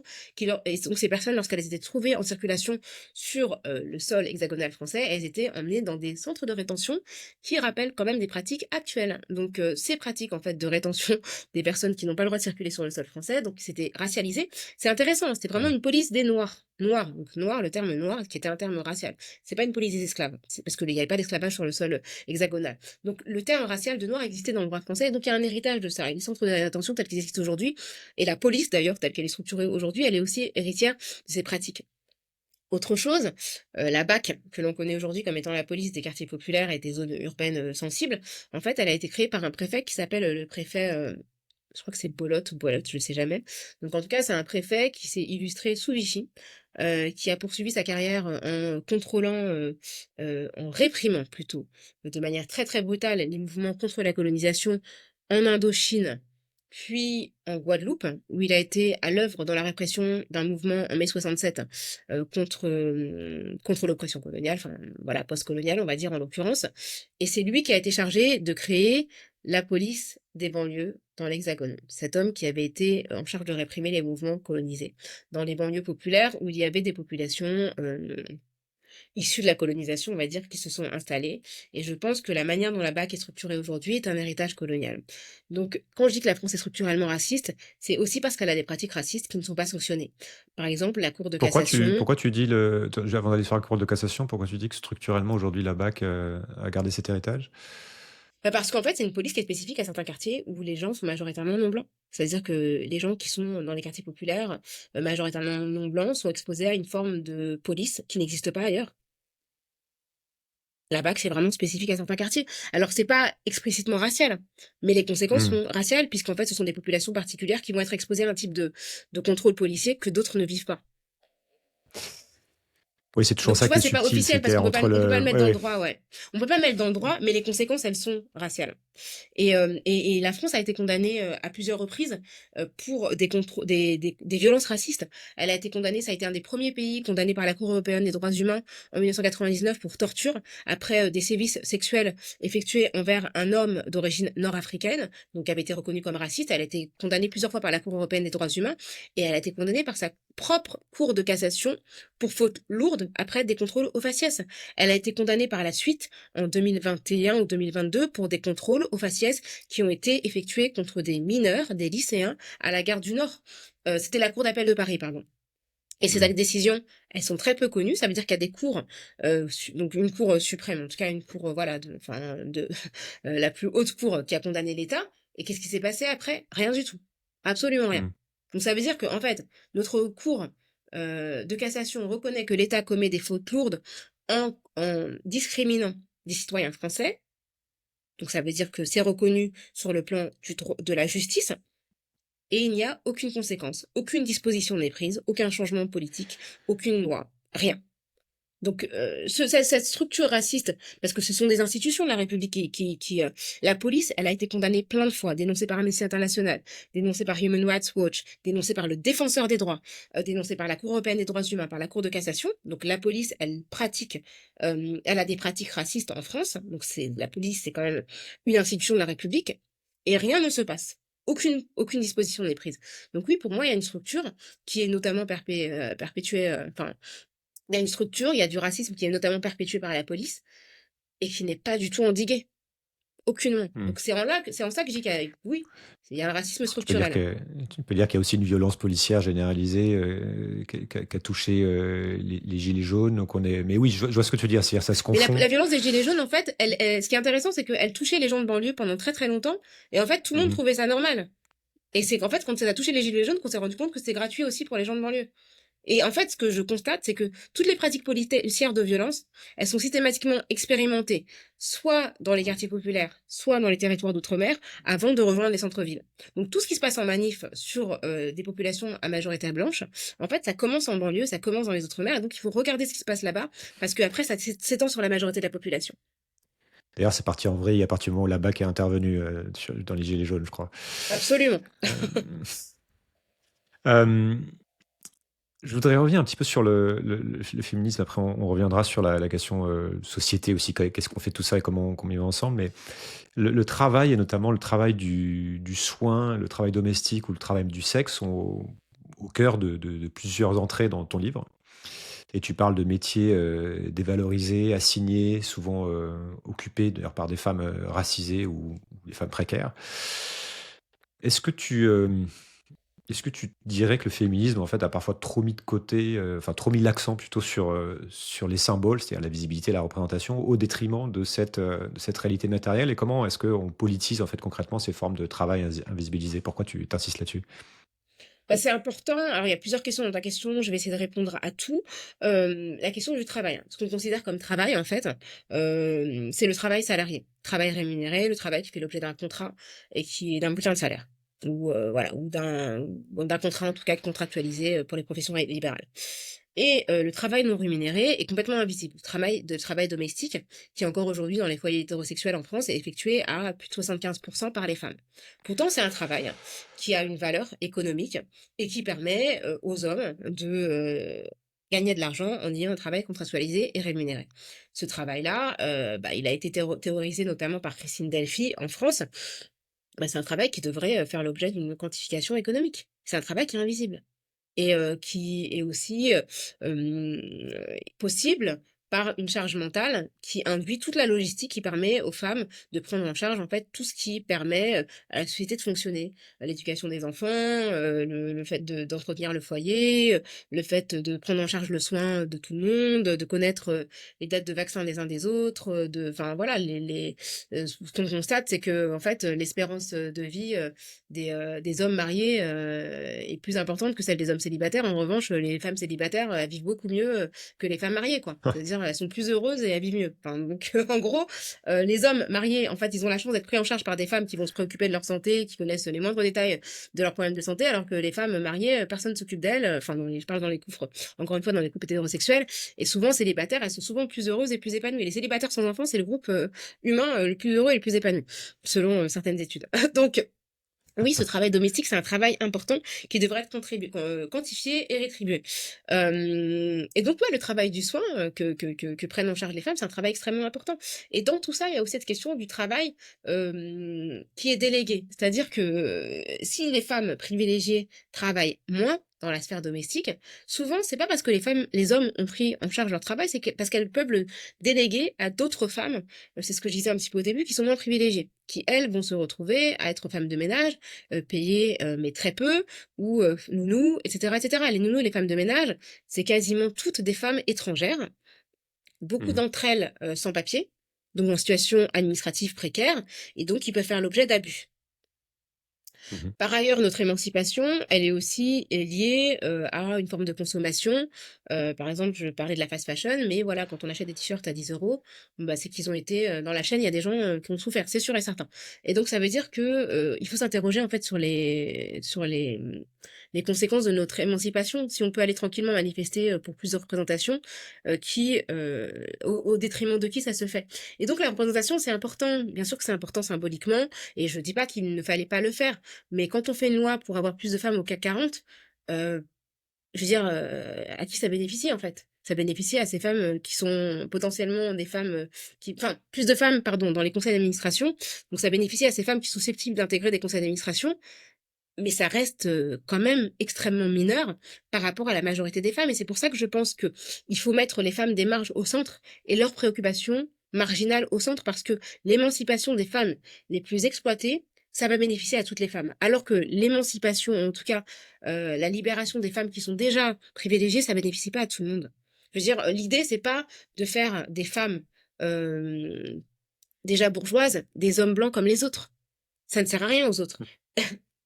Voilà, donc c'est Bonne pas ça le image. but. Oui, oui, l'image est assez bonne. On voit tout à fait de quoi tu parles. Merci. Je voudrais qu'on parle de la situation actuelle avec ce retour du bâton là, donc, que tu as évoqué, mais qui est pour le coup extrêmement présent. Puisqu'on observe aujourd'hui, hein, il y a un backlash extrêmement fort avec Trump qui est réélu, avec la montée des extrêmes, avec un rejet assumé maintenant de ce qu'on va qualifier de wokisme, rejet de la discrimination positive, et puis tu peux me parler, toi, tu es aux États-Unis la majeure partie de ton temps, donc tu peux me parler aussi de ce qui se passe là-bas pour en témoigner. Mais donc c'est plus une crainte, comme on pouvait en parler il y a encore quelques années, c'est une réalité. Voilà, qu'est-ce qui se passe dans ta vie? Pourquoi est-ce que ça arrive? Tu avais dit que ça a été théorisé, tu as été étudié, mais on a l'impression que c'est quand même extrêmement fort, extrêmement virulent, et que ça dépasse même ce qui avait été anticipé. C'est effrayant, et ça prend des proportions vraiment dramatiques. C'est mais en même temps, il y avait eu un avant-goût lors du premier mandat de Donald Trump entre Mm, 2016 et mm. 2020, c'est-à-dire que on a vu de manière comment il a pu séparer des familles de personnes étrangères sans papier, les déporter massivement.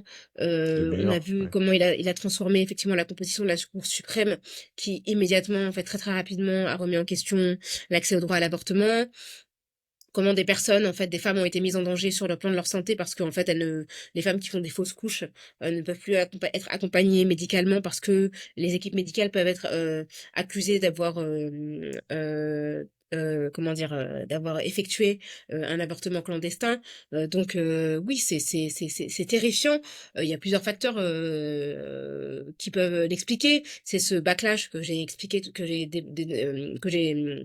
présenté tout à l'heure, qui est ce retour de bâton par rapport aux victoires féministes. C'est aussi cette crainte de la perte de la suprématie blanche, hein. Je pense vraiment que l'élection de Barack Obama a été vécue comme une victoire. Et effectivement, c'est un très très beau symbole. Toutefois, elle a créé des alertes de la part chez les suprémacistes blancs qui ont vu le déclin de la domination blanche, parce que aux États-Unis aussi, on est dans un pays où il est prédit qu'entre 2043 et 2050, les blancs ne seront plus majoritaires sur le plan numérique. Et ça fait peur à plein de gens qui ont l'impression qu'ils vont perdre un statut, et donc qui déploient tout ce qui est possible pour le maintenir. Et donc, c'est bah, tout ce qu'on voit aujourd'hui, des gens qui, de manière hasardeuse, sont envoyés dans des prisons au Salvador, expulsés des États-Unis, envoyés dans des prisons au Salvador, qui sont considérées comme étant parmi les plus dures au monde. Enfin, c'est vraiment la négation des droits des gens, et dans face à une espèce de sidération et une forme d'apathie qui est effrayante, mais les causes sont multiples, hein, vraiment. Et en fait, enfin, ce qui Tu dirais est qu'il y a eu dingue. des excès, toi, comme certains, même une partie de la gauche, avait dénoncé certains excès de la cancel culture, du coup, qu'on donnait un espèce d'argument. Évidemment, c'est simpliste de dire que c'est de la faute de la gauche et que c'est beaucoup plus complexe que ça. Mais est-ce que tu dirais qu'aux États-Unis, notamment, il y a eu des formes d'excès par rapport à ce qu'on a vu sur les universités ou alors non? Et je pense qu'il y a beaucoup de fantasmes. Déjà, tout ce qui est politique de diversité, inclusion, politique d'action positive, il faut savoir que ça a bénéficié en premier lieu aux femmes blanches. Que les principales Ok. bénéficiaires de ce politique sont les femmes blanches. De manière, ce sont pas les populations non blanches. Parce qu'en fait, ce sont des politiques, voilà, quand on regarde en fait les chiffres sur les dernières décennies, ce sont elles qui en ont bénéficié en premier lieu. Et manifestement, elles n'en ont pas conscience puisque la majorité des femmes blanches ont voté en faveur de Donald Trump, que ce soit en 2016 ou en 2000, là en Va- 2024, je me perds un petit peu dans les dates, en Moi 2024, aussi. eh bien, on sait plus. Eh bien, ce sont elles qui en ont bénéficié. Et en fait, Trump et les Trumpistes ont réussi à les convaincre du fait que c'était les Noirs et les non-blancs qui en avaient bénéficié. Donc en fait, elles se sont tirées une balle dans le pied, tout simplement par racisme. Alors après, c'est pas tout le monde, hein, mais celles qui ont voté pour Trump, en tout cas par sensibilité aux idées racistes, on va dire. Si on veut Hum, pas être hum, dans le stigmate et dans la stigmatisation des opinions individuelles. Donc le fait d'avoir été sensible et d'avoir été voilà séduite par ces théories fait qu'elles se sont nuies à elles-mêmes. Et aujourd'hui, on voit aussi combien ces politiques... Enfin, je veux dire, à un moment donné, quand on voit un milliardaire entouré de milliardaires euh, dire qu'il veut conquérir la tête d'un pays, a priori, si on n'a pas trop d'argent, il y a peu de chances qu'ils mettent en place des politiques qui vont nous bénéficier. Donc là, c'est ce qui est un peu... C'est ce qui est en train d'être vu. Enfin, moi, je vois que les gens commencent à être stressés sur les implications économiques des choix de Trump et sur la hum, hausse du coût de la vie. Hein, quand je suis allée, enfin, hum. moi, je vis essentiellement à Paris, mais bon, comme je travaille ici, je suis là souvent. Quand je suis venue au début de l'année, qu'on m'a dit que les œufs étaient introuvables, je me suis dit, mais attends, enfin, où on est, quoi. Et Ouais. oui, effectivement, qu'il y avait des rationnements des œufs au supermarché parce que on en trouvait peu et quand on en trouvait, c'était les packs des d'œufs étaient à 10 $. Enfin, c'est effrayant et c'est pas du tout ce qu'avaient anticipé les gens qui ont voté pour lui. Donc oui, il y a une forme de conservatisme parce que il y a la crainte que La en perte de fait les privilèges. Ouais. politiques de gauche, ouais, c'est ça, de perte de privilèges et que les politiques de gauche aient trop avantagé les personnes minoritaires, minorées, on va dire sur le plan racial, alors que statistiquement les personnes noires, les personnes latinex sont toujours pardon, majoritairement au bas de l'échelle sociale. Vraiment, elles sont pas Hum, du tout aussi favorisées que on le croit et qu'on le dit, même si par rapport à l'Europe, aux États-Unis, il y a une importante classe moyenne européenne, une classe moyenne, une importante, pardon, une importante classe moyenne et classe bourgeoise noire qu'on trouve peut-être pas autant en Europe. Et c'est vrai qu'ici, aux États-Unis, il y a beaucoup de noirs, personnes noires qui ont du pouvoir, qui ont une visibilité médiatique, ce qu'on voit moins en France, par exemple, peut-être un peu plus au Royaume-Uni, mais bon, aux États-Unis, c'est encore plus spectaculaire, quoi. Ouais, et puis je sais pas si tu peux dire deux mots par rapport à ce que tu vois aussi, parce on en parle un petit peu en France, mais pas tant que ça finalement, de la violence, de la répression maintenant, tu vois, c'est-à-dire que sous couvert de dénoncer justement un excès de la cancel culture qui était présentée comme un danger pour la liberté d'expression. En fait, il y a bien pire qui est fait, effectivement, avec des espèces d'arrestations arbitraires, de déportations, interdiction d'utiliser des mots, au point que là, je crois qu'il y a un clash entre Harvard et le gouvernement là, qui est en train de se produire parce que c'est les seuls qui osent dire quelque chose. Voilà, qu'est-ce que tu vois passer? Quels sont le niveau aussi les réactions en fait qui sont discutées sur les campus, le niveau de peur? Enfin voilà, est-ce que tu peux témoigner t'es sur le terrain un peu? Alors, déjà, ce terme de cancel culture, moi, je le trouve inexact. Parce Ok. que, pour moi, c'est simplement les conséquences. Ce sont des gens qui jugent les conséquences de leurs propos. Si on tient compte, par exemple, voilà, si on prend des exemples de personnes qui tiennent des propos sexistes, homophobes ou racistes, euh, pendant des décennies, elles ont pu s'exprimer dans la sphère publique sans conséquence. Et donc, elles avaient l'impression que c'était OK de dire de dire ce qu'elles disent. Ok. Ce qui s'est passé entre-temps, c'est qu'on a eu des réseaux sociaux et des personnes concernées par leurs propos offensants qui ont été à même de réagir et de leur faire savoir que ce qu'elles disaient n'était pas OK. et de dire, bon, bah, moi, vous êtes telle personne, je refuse aujourd'hui de consommer vos productions intellectuelles et culturelles. Donc, entre guillemets, de notre point de vue, nous, enfin, on vous met de côté, en fait, on vous boycotte, etc., etc. Mais c'est le pouvoir, en fait, d'une population qui était invisibilisée, qui aujourd'hui a davantage la possibilité de répondre. Donc, ce qui se passe, qu'on considère comme cancel culture, c'est tout simplement faire face aux conséquences de ces actes. C'est ce qu'on appelle en anglais l'accountability, mais il n'y a pas d'équivalent pour ce mot en français. Je veux dire, c'est rendre des comptes, tout simplement. Et pour Mm, moi, c'est mm. la moindre des choses. En fait, bah oui, dans les années 80, je prends un exemple français.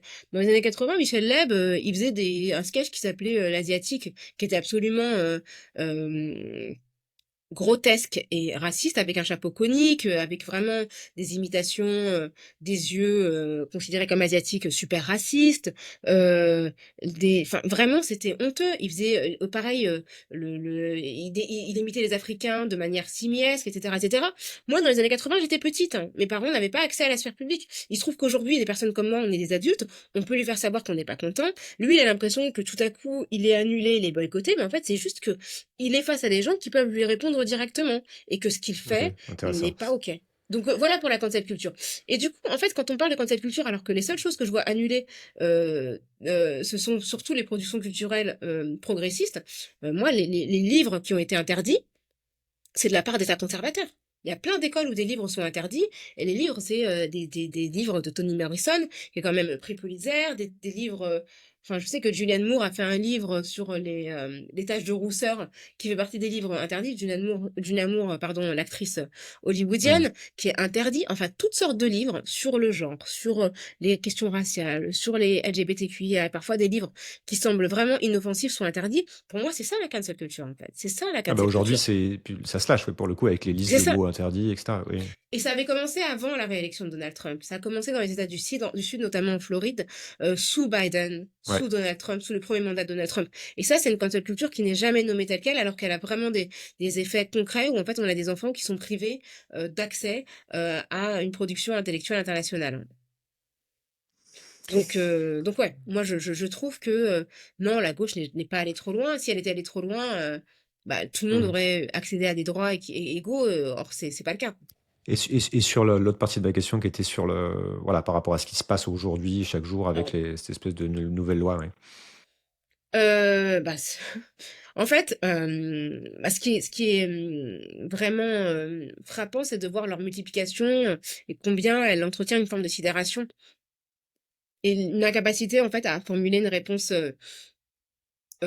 coordonnée, efficace, même s'il y a des mobilisations le week-end dernier, enfin le week-end d'avant, Mm. euh, c'est très difficile. Moi, c'est vrai que ce que j'observe, c'est vraiment une crainte. C'est vraiment, notamment dans les universités où j'ai pu me rendre dernièrement, la peur aussi pour les étudiants qui sont sous visa. Les étudiants notamment qui viennent de pays à majorité musulmane, dont certains ont été, moi je considère, et je suis pas la seule, qu'ils ont été kidnappés par les services de l'immigration, certains dans la rue, certains chez eux, et enfermés parce que accusés de terrorisme parce qu'ils avaient parfois signé un texte sur la Palestine, parfois pris des positions, parfois non. Ils ont été vraiment sans jugement. Donc certains Mm, ont mm. arrêté en mars, on leur dit vous aurez un jugement en mai, pendant 2 mois incarcérés, donc étudiants, doctorants, post-doctorants, donc il y a des universités qui soutiennent, des profs, les profs sont très soutiennent beaucoup, mais du coup il y a une grande crainte, et une crainte aussi Mm. des gens qui sont sous visa, de s'exprimer publiquement sur la politique internationale, sur Trump, sur la Palestine, etc. Donc il y a vraiment une forme de musellement, en fait. D'autocensure aussi, ouais, Oui, j'imagine. parce que en fait, quand on est en situation administrative précaire, bah, quand on Mm. sait que quand on passe On à va pas faire de l'aéroport, on vagues, peut ouais. nous prendre notre téléphone et regarder WhatsApp, Instagram, on se dit, bon, bah, qu'est-ce que je dis sur mes réseaux? Est-ce que je vais pas me retrouver soit Mm. enfermé, parce qu'il y a des gens qui ont été enfermés, hein, qui n'ont jamais passé la frontière, qui se sont retrouvés enfermés 15 jours et renvoyés chez eux pour des raisons absolument obscures. Donc, est-ce que je prends ce risque-là et je m'exprime, ou est-ce que j'arrête de m'exprimer tout simplement? Et ça, c'est Mm. effectivement une forme de pression qui crée de l'autocensure, oui. On a certains penseurs comme Yasha Monk avec qui tu avais eu un Ouais. échange passionnant. Je sais plus dans quel magazine. C'était C'est dans le point. le Point ou l'Express, je sais plus. Ouais. Qui défendent l'idée que à force de parler de race, de genre, de communauté, en fait, on finit par fracturer la société. Donc je prends le cite lui, mais il y a d'autres personnes, il représente aussi un courant de pensée. Et donc pour lui, il ne faut pas nier les injustices, mais chercher à les corriger à travers des politiques sociales, sans passer en fait par les identités. Et parce qu'il craint qu'en fait, en mettant constamment l'accent sur les appartenances, on nourrisse le repli, le ressentiment et finalement aussi l'extrême droite, quoi. Donc il plaide lui plutôt pour une société post-raciale, post-identitaire, où on défendra la justice sociale sans essentialiser le parcours. Euh, on va pas refaire le débat, tu vois, mais toi qui défends justement un féminisme situé, un africanisme ancré justement dans les vécus, qu'est-ce que tu lui réponds? Et voilà, comment tu réponds à ce type d'objection sur la question du attention, l'idée c'est que malgré tout on puisse continuer de vivre ensemble, donc faut pas mettre de l'huile sur le feu, etc. Alors, de mémoire, Yasha Monk, il ne niait pas le fait qu'il faille parler des questions raciales, mais il trouvait qu'aux Non, États-Unis, on en parlait trop et que souvent, que des groupes en parlaient exclusivement, faisaient une lecture oui, strictement raciale de la société américaine. Alors, j'ai pas l'impression que ce soit le cas. En tout cas, moi, dans les lectures que je fais, moi, c'est vrai que par exemple, j'aime beaucoup Angela Davis. Un de ses ouvrages majeurs s'appelle Femmes, race et classe.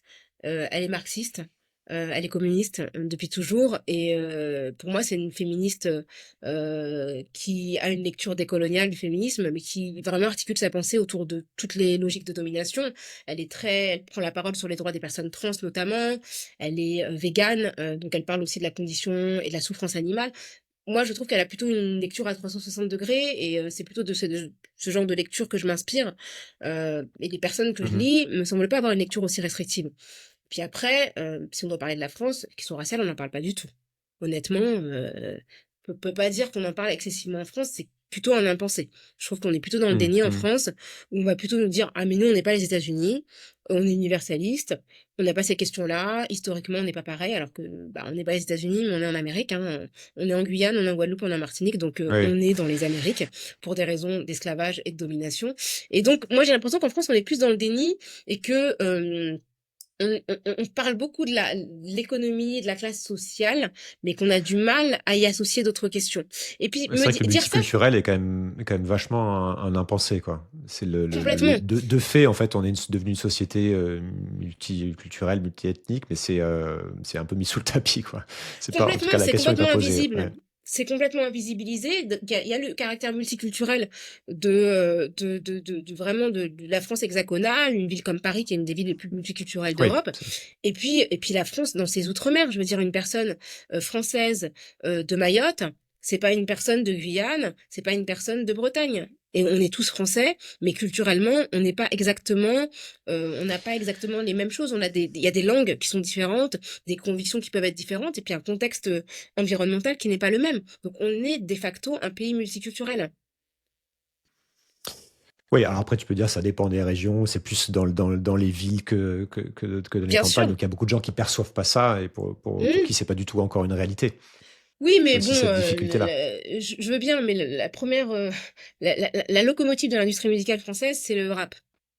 Donc, Mhm, je veux dire, mhm, voilà, la chanteuse qui stream le plus à l'international, c'est Aya Nakamura. mhm, Donc, qu'on soit d'accord ou non, l'influence des personnes dont les parents sont issus dont les grands-parents et grands-parents sont issus des colonies, elle est majeure. La Coupe du mhm, Monde, tu mhm. regardes l'équipe de France de foot, t'as des Français qui sont, dont les parents, grands-parents et grands-parents sont issus des territoires d'outre-mer, des colonies. Donc, en fait, même si t'es un Français blanc, entouré de blancs, dans un territoire où il n'y a que des blancs, tu es forcément exposé à ce caractère multiculturel parce qu'il s'exprime dans la production Mhm, musicale, mhm. littéraire ou sportive. Je veux dire, c'est comme ça. Notre pays, il est comme ça. Et l'image que l'on renvoie à l'international, c'est celle-là. Les films, je veux dire, les gens qui ont été récompensés dans le cinéma français récemment, international, c'est Alice Diop, c'est Maïmouna Doucouré, Ouais, c'est clair. c'est tu vois, enfin, Mathilde Diop, elle concourt pour le Ouais. Sénégal, même si elle est aussi française. Bon, c'est ça, en fait, l'image de la France aussi à l'étranger. Donc, Mhm. voilà, qui qu'on soit, c'est difficile de pas tenir compte de ça. Est-ce que tu penses qu'on peut réconcilier aussi une gauche universaliste, tu vois, très attachée à l'égalité des droits sans distinction, justement, avec les luttes que tu portes qui demandent au contraire une reconnaissance des différences, des vécus, des assignations, tu vois, je sais pas si tu as un point de vue là-dessus. Bah, moi, déjà, je me considère comme universaliste. Je pense que l'universalisme, il n'est pas uniquement, il ne tire pas uniquement sa source des Lumières. il a des sources multiples, que bien des civilisations ont produit des chartes ou des pensées universalistes, et que l'intersectionnalité, justement, c'est un outil qui est éminemment universaliste puisqu'il tient compte de tous et de toutes, vraiment avec la complexité des appartenances identitaires. Donc moi, la gauche qui se réclame de l'universalisme, et qui nous explique que on ne l'est pas, bah en fait, enfin c'est elle qui exclut. Parce que je veux dire, il suffit pas de le dire, hein, on revient à ce qu'on disait au départ, la gauche universaliste qui, se contente de n'énoncer son universalisme que depuis des sphères privilégiées, en fait, elle comprend pas, en fait, Mmh, que, mmh. bah, le monde est vaste et que les femmes sont diverses et que les gens de Mmh. gauche sont pluriels et que la gauche, elle doit tenir compte de tout le monde, aussi bien, de la France périphérique, de zones périurbaines, que des quartiers populaires, urbains, banlieues et que des zones, ultramarines. Dans ce contexte-là, comment on fait quoi, en fait? Tu vois, Bah, comment déjà, continuer on à porter s'écoute. justement cette parole, voilà, qu'est-ce qui fait est-ce qu'il faut adapter une forme de combat, où est-ce que ça a péché? Qu'est-ce qu'il faut adapter? Qu'est-ce qu'il faut changer? Sur quoi faut insister? Voilà. Bah, je pense qu'il faut se parler, qu'il faut arrêter d'investir le registre de la division, qu'il faut cesser de faire croire aux personnes les moins, ouais, les plus défavorisées ou les plus exploitées pour avoir un vocabulaire actif que la cause de leur malheur et d'autres personnes exploitées. Je pense qu'il faut se focaliser sur les vrais enjeux et se poser la question de à qui bénéficie en fait la détresse des personnes qui sont dans la situation la plus fragile. Et je crois vraiment que il y a des gens qui ont intérêt effectivement à opposer les plus dominés à d'autres dominés, alors qu'en réalité, bah, il faut regarder plus haut, il faut regarder qui s'est enrichi, qui continue à s'enrichir pendant que d'autres s'appauvrissent, et regarder aussi à l'échelle du monde, voilà comment on aurait intérêt à s'associer, hein. Tu sais, aux États-Unis, la blanchité, elle s'est construite dans l'optique de diviser la classe ouvrière, ou en tout cas les classes laborieuses, on va dire. Les Irlandais n'étaient pas considérés comme blancs pendant longtemps.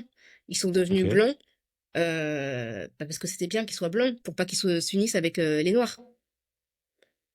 C'est-à-dire qu'à partir du C'est moment où en fait, les vagues d'Irlandais qui sont venus d'Europe aux États-Unis, donc qui n'étaient pas justement white anglo-saxon protestant, qui n'étaient pas WASP, c'est des blancs catholiques, étaient considérés pas, ils n'étaient pas blancs en fait. Et bah, si tu n'es pas blanc et que tu es exploité dans un contexte américain, bah, tu vois bien la similarité de ton sort avec des personnes noires. Si tout à coup on te dit que tu es blanc, bah, tu n'es plus mmh. noir. Et donc tu peux mépriser les noirs. Et Mais psychologiquement, c'est-à-dire ils étaient pas blancs, les Irlandais? ils C'était n'étaient pas ils considérés comme blancs. Ils n'étaient pas OK. classés comme blancs. Je te dis, c'est pour ça que je dis que blanc et Dans noir, les c'est vraiment une questionnaires, là? invention.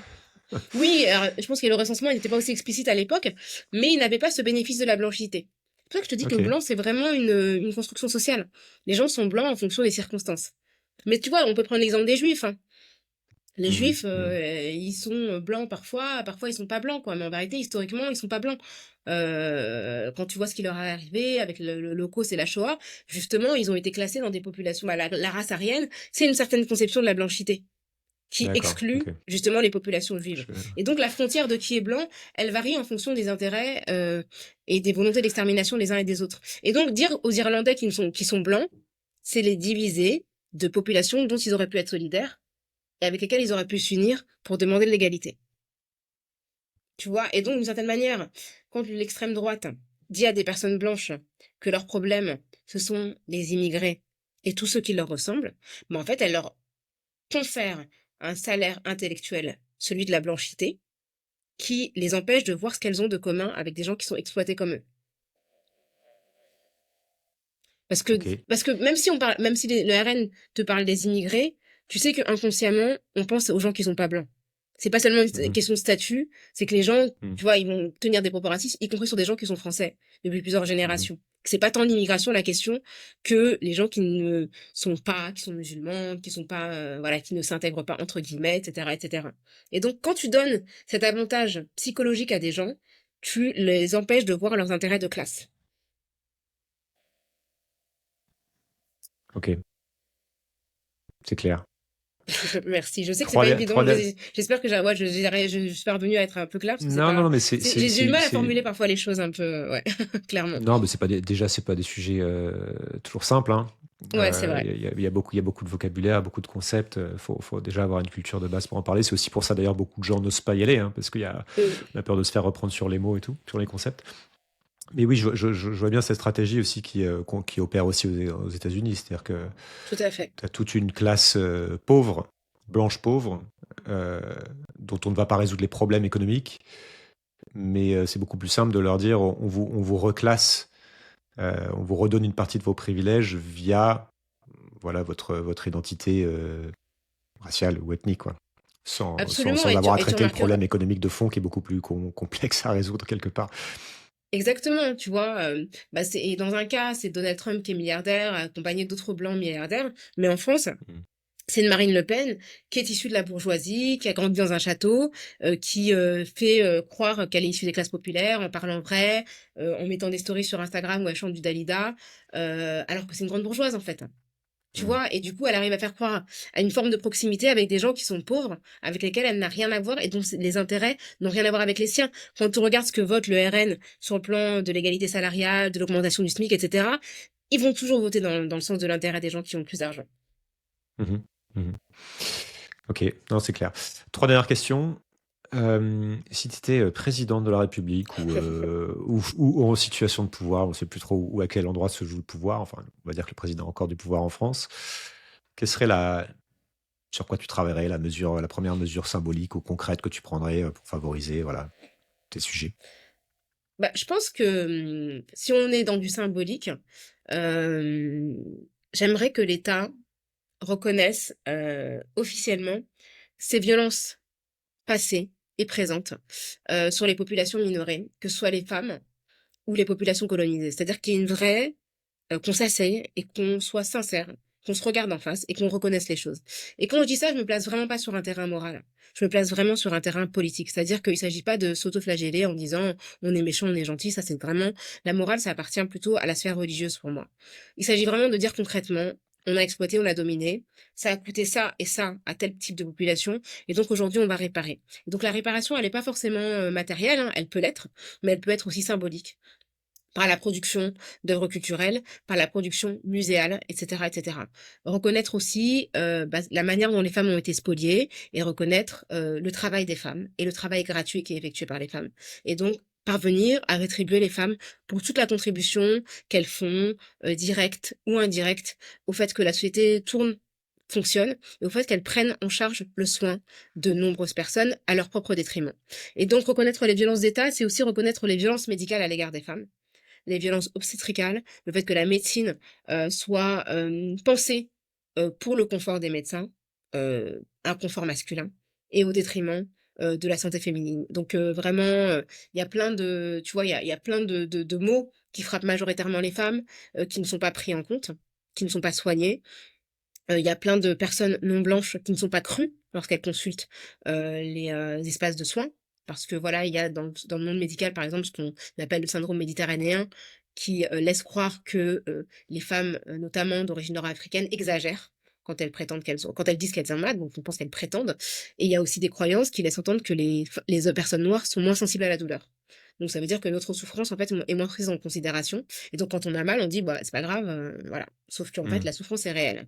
Et c'est vrai qu'on est tellement habitué à voir des noirs souffrir, à voir des famines, à voir des désastres, à voir des guerres, que du coup notre souffrance en fait elle fait pas l'objet de la même Il y a une sensibilité. espèce de biais, de biais cognitif qui s'est installé. Ouais.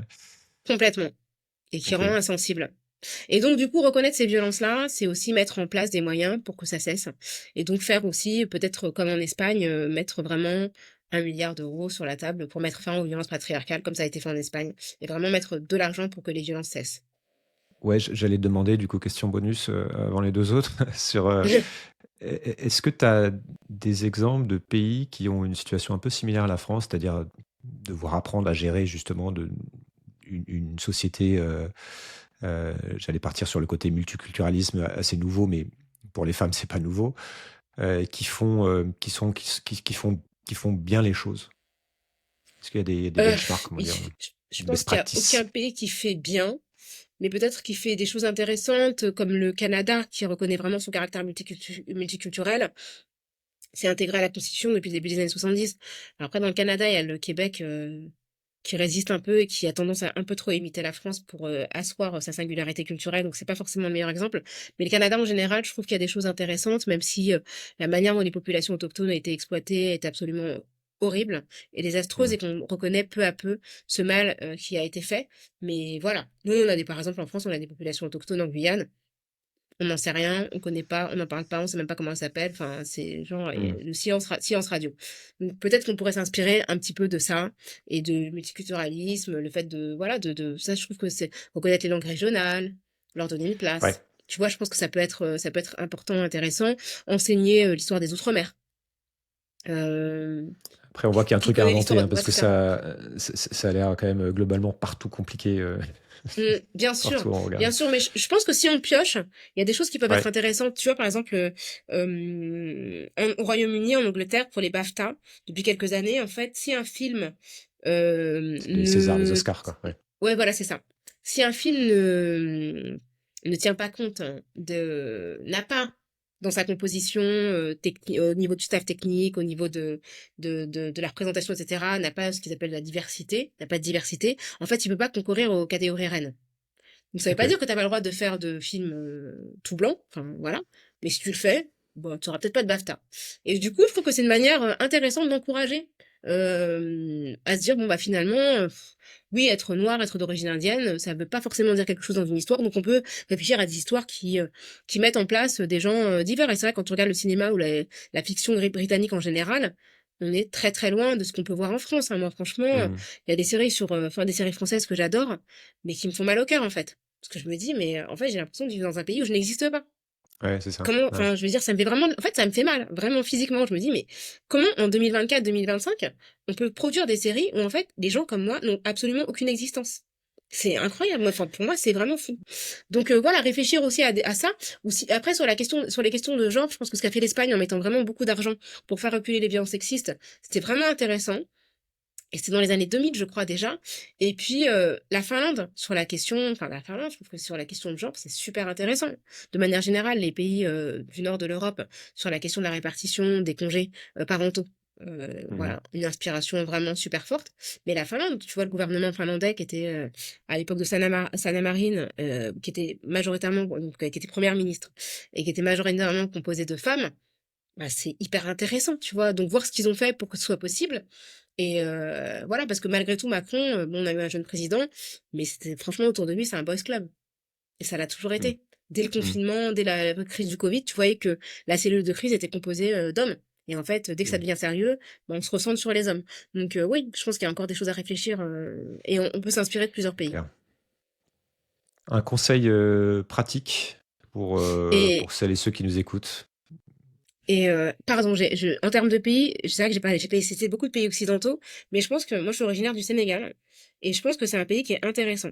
C'est un pays à majorité musulmane, mais dont le premier président était catholique et qui a, même s'il y a une toute petite minorité catholique, qui a toujours su organiser une cohabitation assez harmonieuse, en tout cas entre les religions.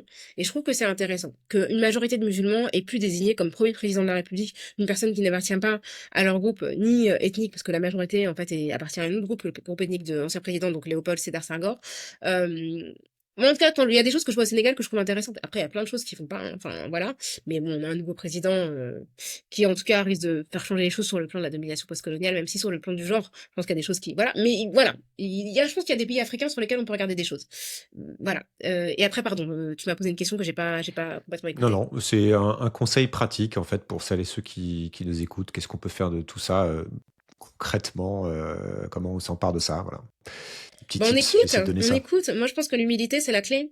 Franchement, moi, j'ai beaucoup appris en étant humble sur les questions qui ne me concernent pas, sur les questions LGBTQIA+, j'ai appris en écoutant et en reconnaissant mes privilèges, et en reconnaissant que parfois je disais n'importe quoi, et en reconnaissant que parfois j'étais offensante, tu vois, sur les questions de handicap. Voilà, moi, j'ai ma propre vie, ma propre centralité, mes privilèges qui font que des fois, je ne vois pas ce qui ne me concerne pas. Donc, l'humilité, c'est vraiment la clé, l'écoute, l'humilité. Et puis après, essayer de se documenter, donc pas faire reposer la charge de ton information sur les gens qui subissent des oppressions, mais toi, bah, je te remercie, tu l'as dit que tu écoutais notre podcast et je te remercie vraiment vraiment, c'est vraiment, ça m'honore vraiment, voilà et c'est moi, j'essaie d'écouter, de lire les productions des personnes concernées par des oppressions qui ne me touchent pas pour essayer de faire le mieux possible. Puis je reconnais quand je fais Mmh. n'importe quoi, enfin, tu vois? Ça m'arrive de faire des conneries, ben, il faut pas pleurer en disant, «Bah non, j'ai une amie, handicapée, je ne suis pas, validiste». Enfin non, en fait, je suis validiste comme toutes les personnes valides et j'essaie de me soigner. OK. C'est commencer par soi, connais-toi toi-même, reconnaître ses biais et Tout à puis fait. d'où on parle. C'est ce que j'essaie de pousser Exactement. dans ce podcast. Qu'est-ce qui te fait peur aujourd'hui? Qu'est-ce qui te donne espoir dans le monde actuel, pour élargir? Alors ce qui me fait peur, bah, c'est la montée du fascisme, hein. Je pense que vraiment, que ce soit en Europe, la Hongrie, l'Italie, la Pologne, la France, ça me fait vraiment peur. La normalisation, d'une certaine parole, raciste, la réhabilitation d'un passé, qu'on ne croyait plus revoir. Moi, quand je vois des jeunes, qui vont mobiliser, l'imagerie nazie, enfin qui vont faire des bras tendus nazis, enfin des jeunes ou des moins jeunes d'ailleurs. Quand je vois, l'héritage de Mussolini qui est invoqué en Italie, enfin franchement enfin moi j'ai grandi vraiment en étant, abreuvée de plus jamais ça, de films, qui nous parlaient de la Shoah, de la déportation, des personnes juives, en France et de voir à quel point aujourd'hui, ben cette mémoire elle est fragilisée, ça me fait vraiment peur. Donc ouais, ouais, moi j'ai peur pour les jeunes personnes, qui me ressemblent. J'ai peur du monde, voilà. J'ai peur aussi évidemment de la destruction de l'environnement.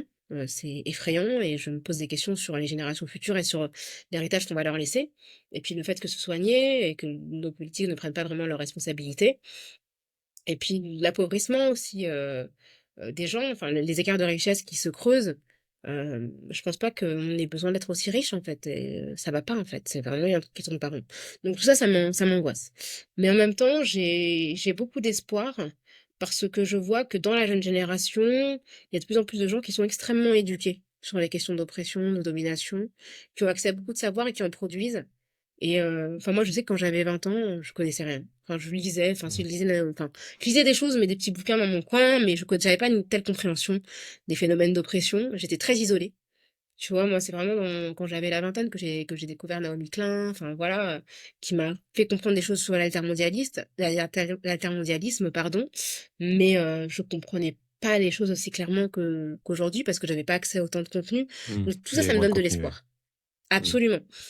Et tu vois, par exemple, je vois que dans ma génération, j'étais très décriée, par les féministes de mon âge ou plus âgées et je me rends compte que chez les féministes plus jeunes, il y a une meilleure compréhension de ce que je dis et beaucoup plus de soutien. Donc ça me donne de l'espoir. C'est-à-dire que je vois bien que, ce que je dis, moi, quand à l'époque, quand je parlais de violences policières, il y a 15 ans à la télé, on me regardait avec des grands yeux, quand je parlais de voilà, des Mmh. violences sexuelles ou sexistes, c'était compliqué. Mmh. C'était beaucoup moins simple qu'aujourd'hui et aujourd'hui, voilà, moi, je me souviens que l'affaire Trintignant m'avait beaucoup frappée à l'époque. Elle m'avait frappée parce que c'était l'époque où il y avait aussi une association qui s'appelait, Ni Pute Ni Soumise, Ouais. qui dénonçait les violences sexistes en banlieue, qui avait dénoncé un féminicide et qui ne faisait pas du tout le lien avec Marie Trintignant. Alors que pour moi, le lien était évident. Et Mmh aujourd'hui, mh. le lien, on le comprend. Tu vois? Donc ça me donne de l'espoir parce que ce lien, maintenant, on le comprend. C'est ça, faut pas oublier qu'il y a quand même, malgré toutes les crises qui se précisent, il y a aussi, c faut reconnaître tout le chemin qui est accompli aussi sur tout un tas de sujets, et notamment des discriminations qui étaient complètement banalisées. C'est loin d'être parfait, hein, c'est loin d'être résolu, mais voilà. Merci pour ça donc. Dernière question, 2 livres à lire absolument dans sa vie? Hem, alors, je pense qu'il est impératif de lire Aminata Draman Traoré, qui est une intellectuelle, malienne, psychosociologue, qui a été ministre de la culture au Mali, qui est une des penseuses les plus importantes de l'altermondialisme, qui a notamment écrit, Le viol de l'imaginaire en 2002, qui, parle de la manière dont les politiques d'ajustement structurel imposées aux pays africains, ont transformé ces pays et comment finalement même l'imaginaire des pays africains a été, dérobé par les productions de l'Occident. Et franchement, c'est un livre pour moi qui est majeur, qui est vraiment hyper intéressant, hyper brillant. Elle parle aussi de la condition des femmes, elle parle de la manière dont on impose aux femmes africaines une forme de travail qui finalement sont des bons soldats du capitalisme, sans tenir compte de traditions qui pourraient être davantage les émanciper. C'est non, Amina Sara Traoré, faut la lire, faut l'écouter sur YouTube, elle est absolument brillante.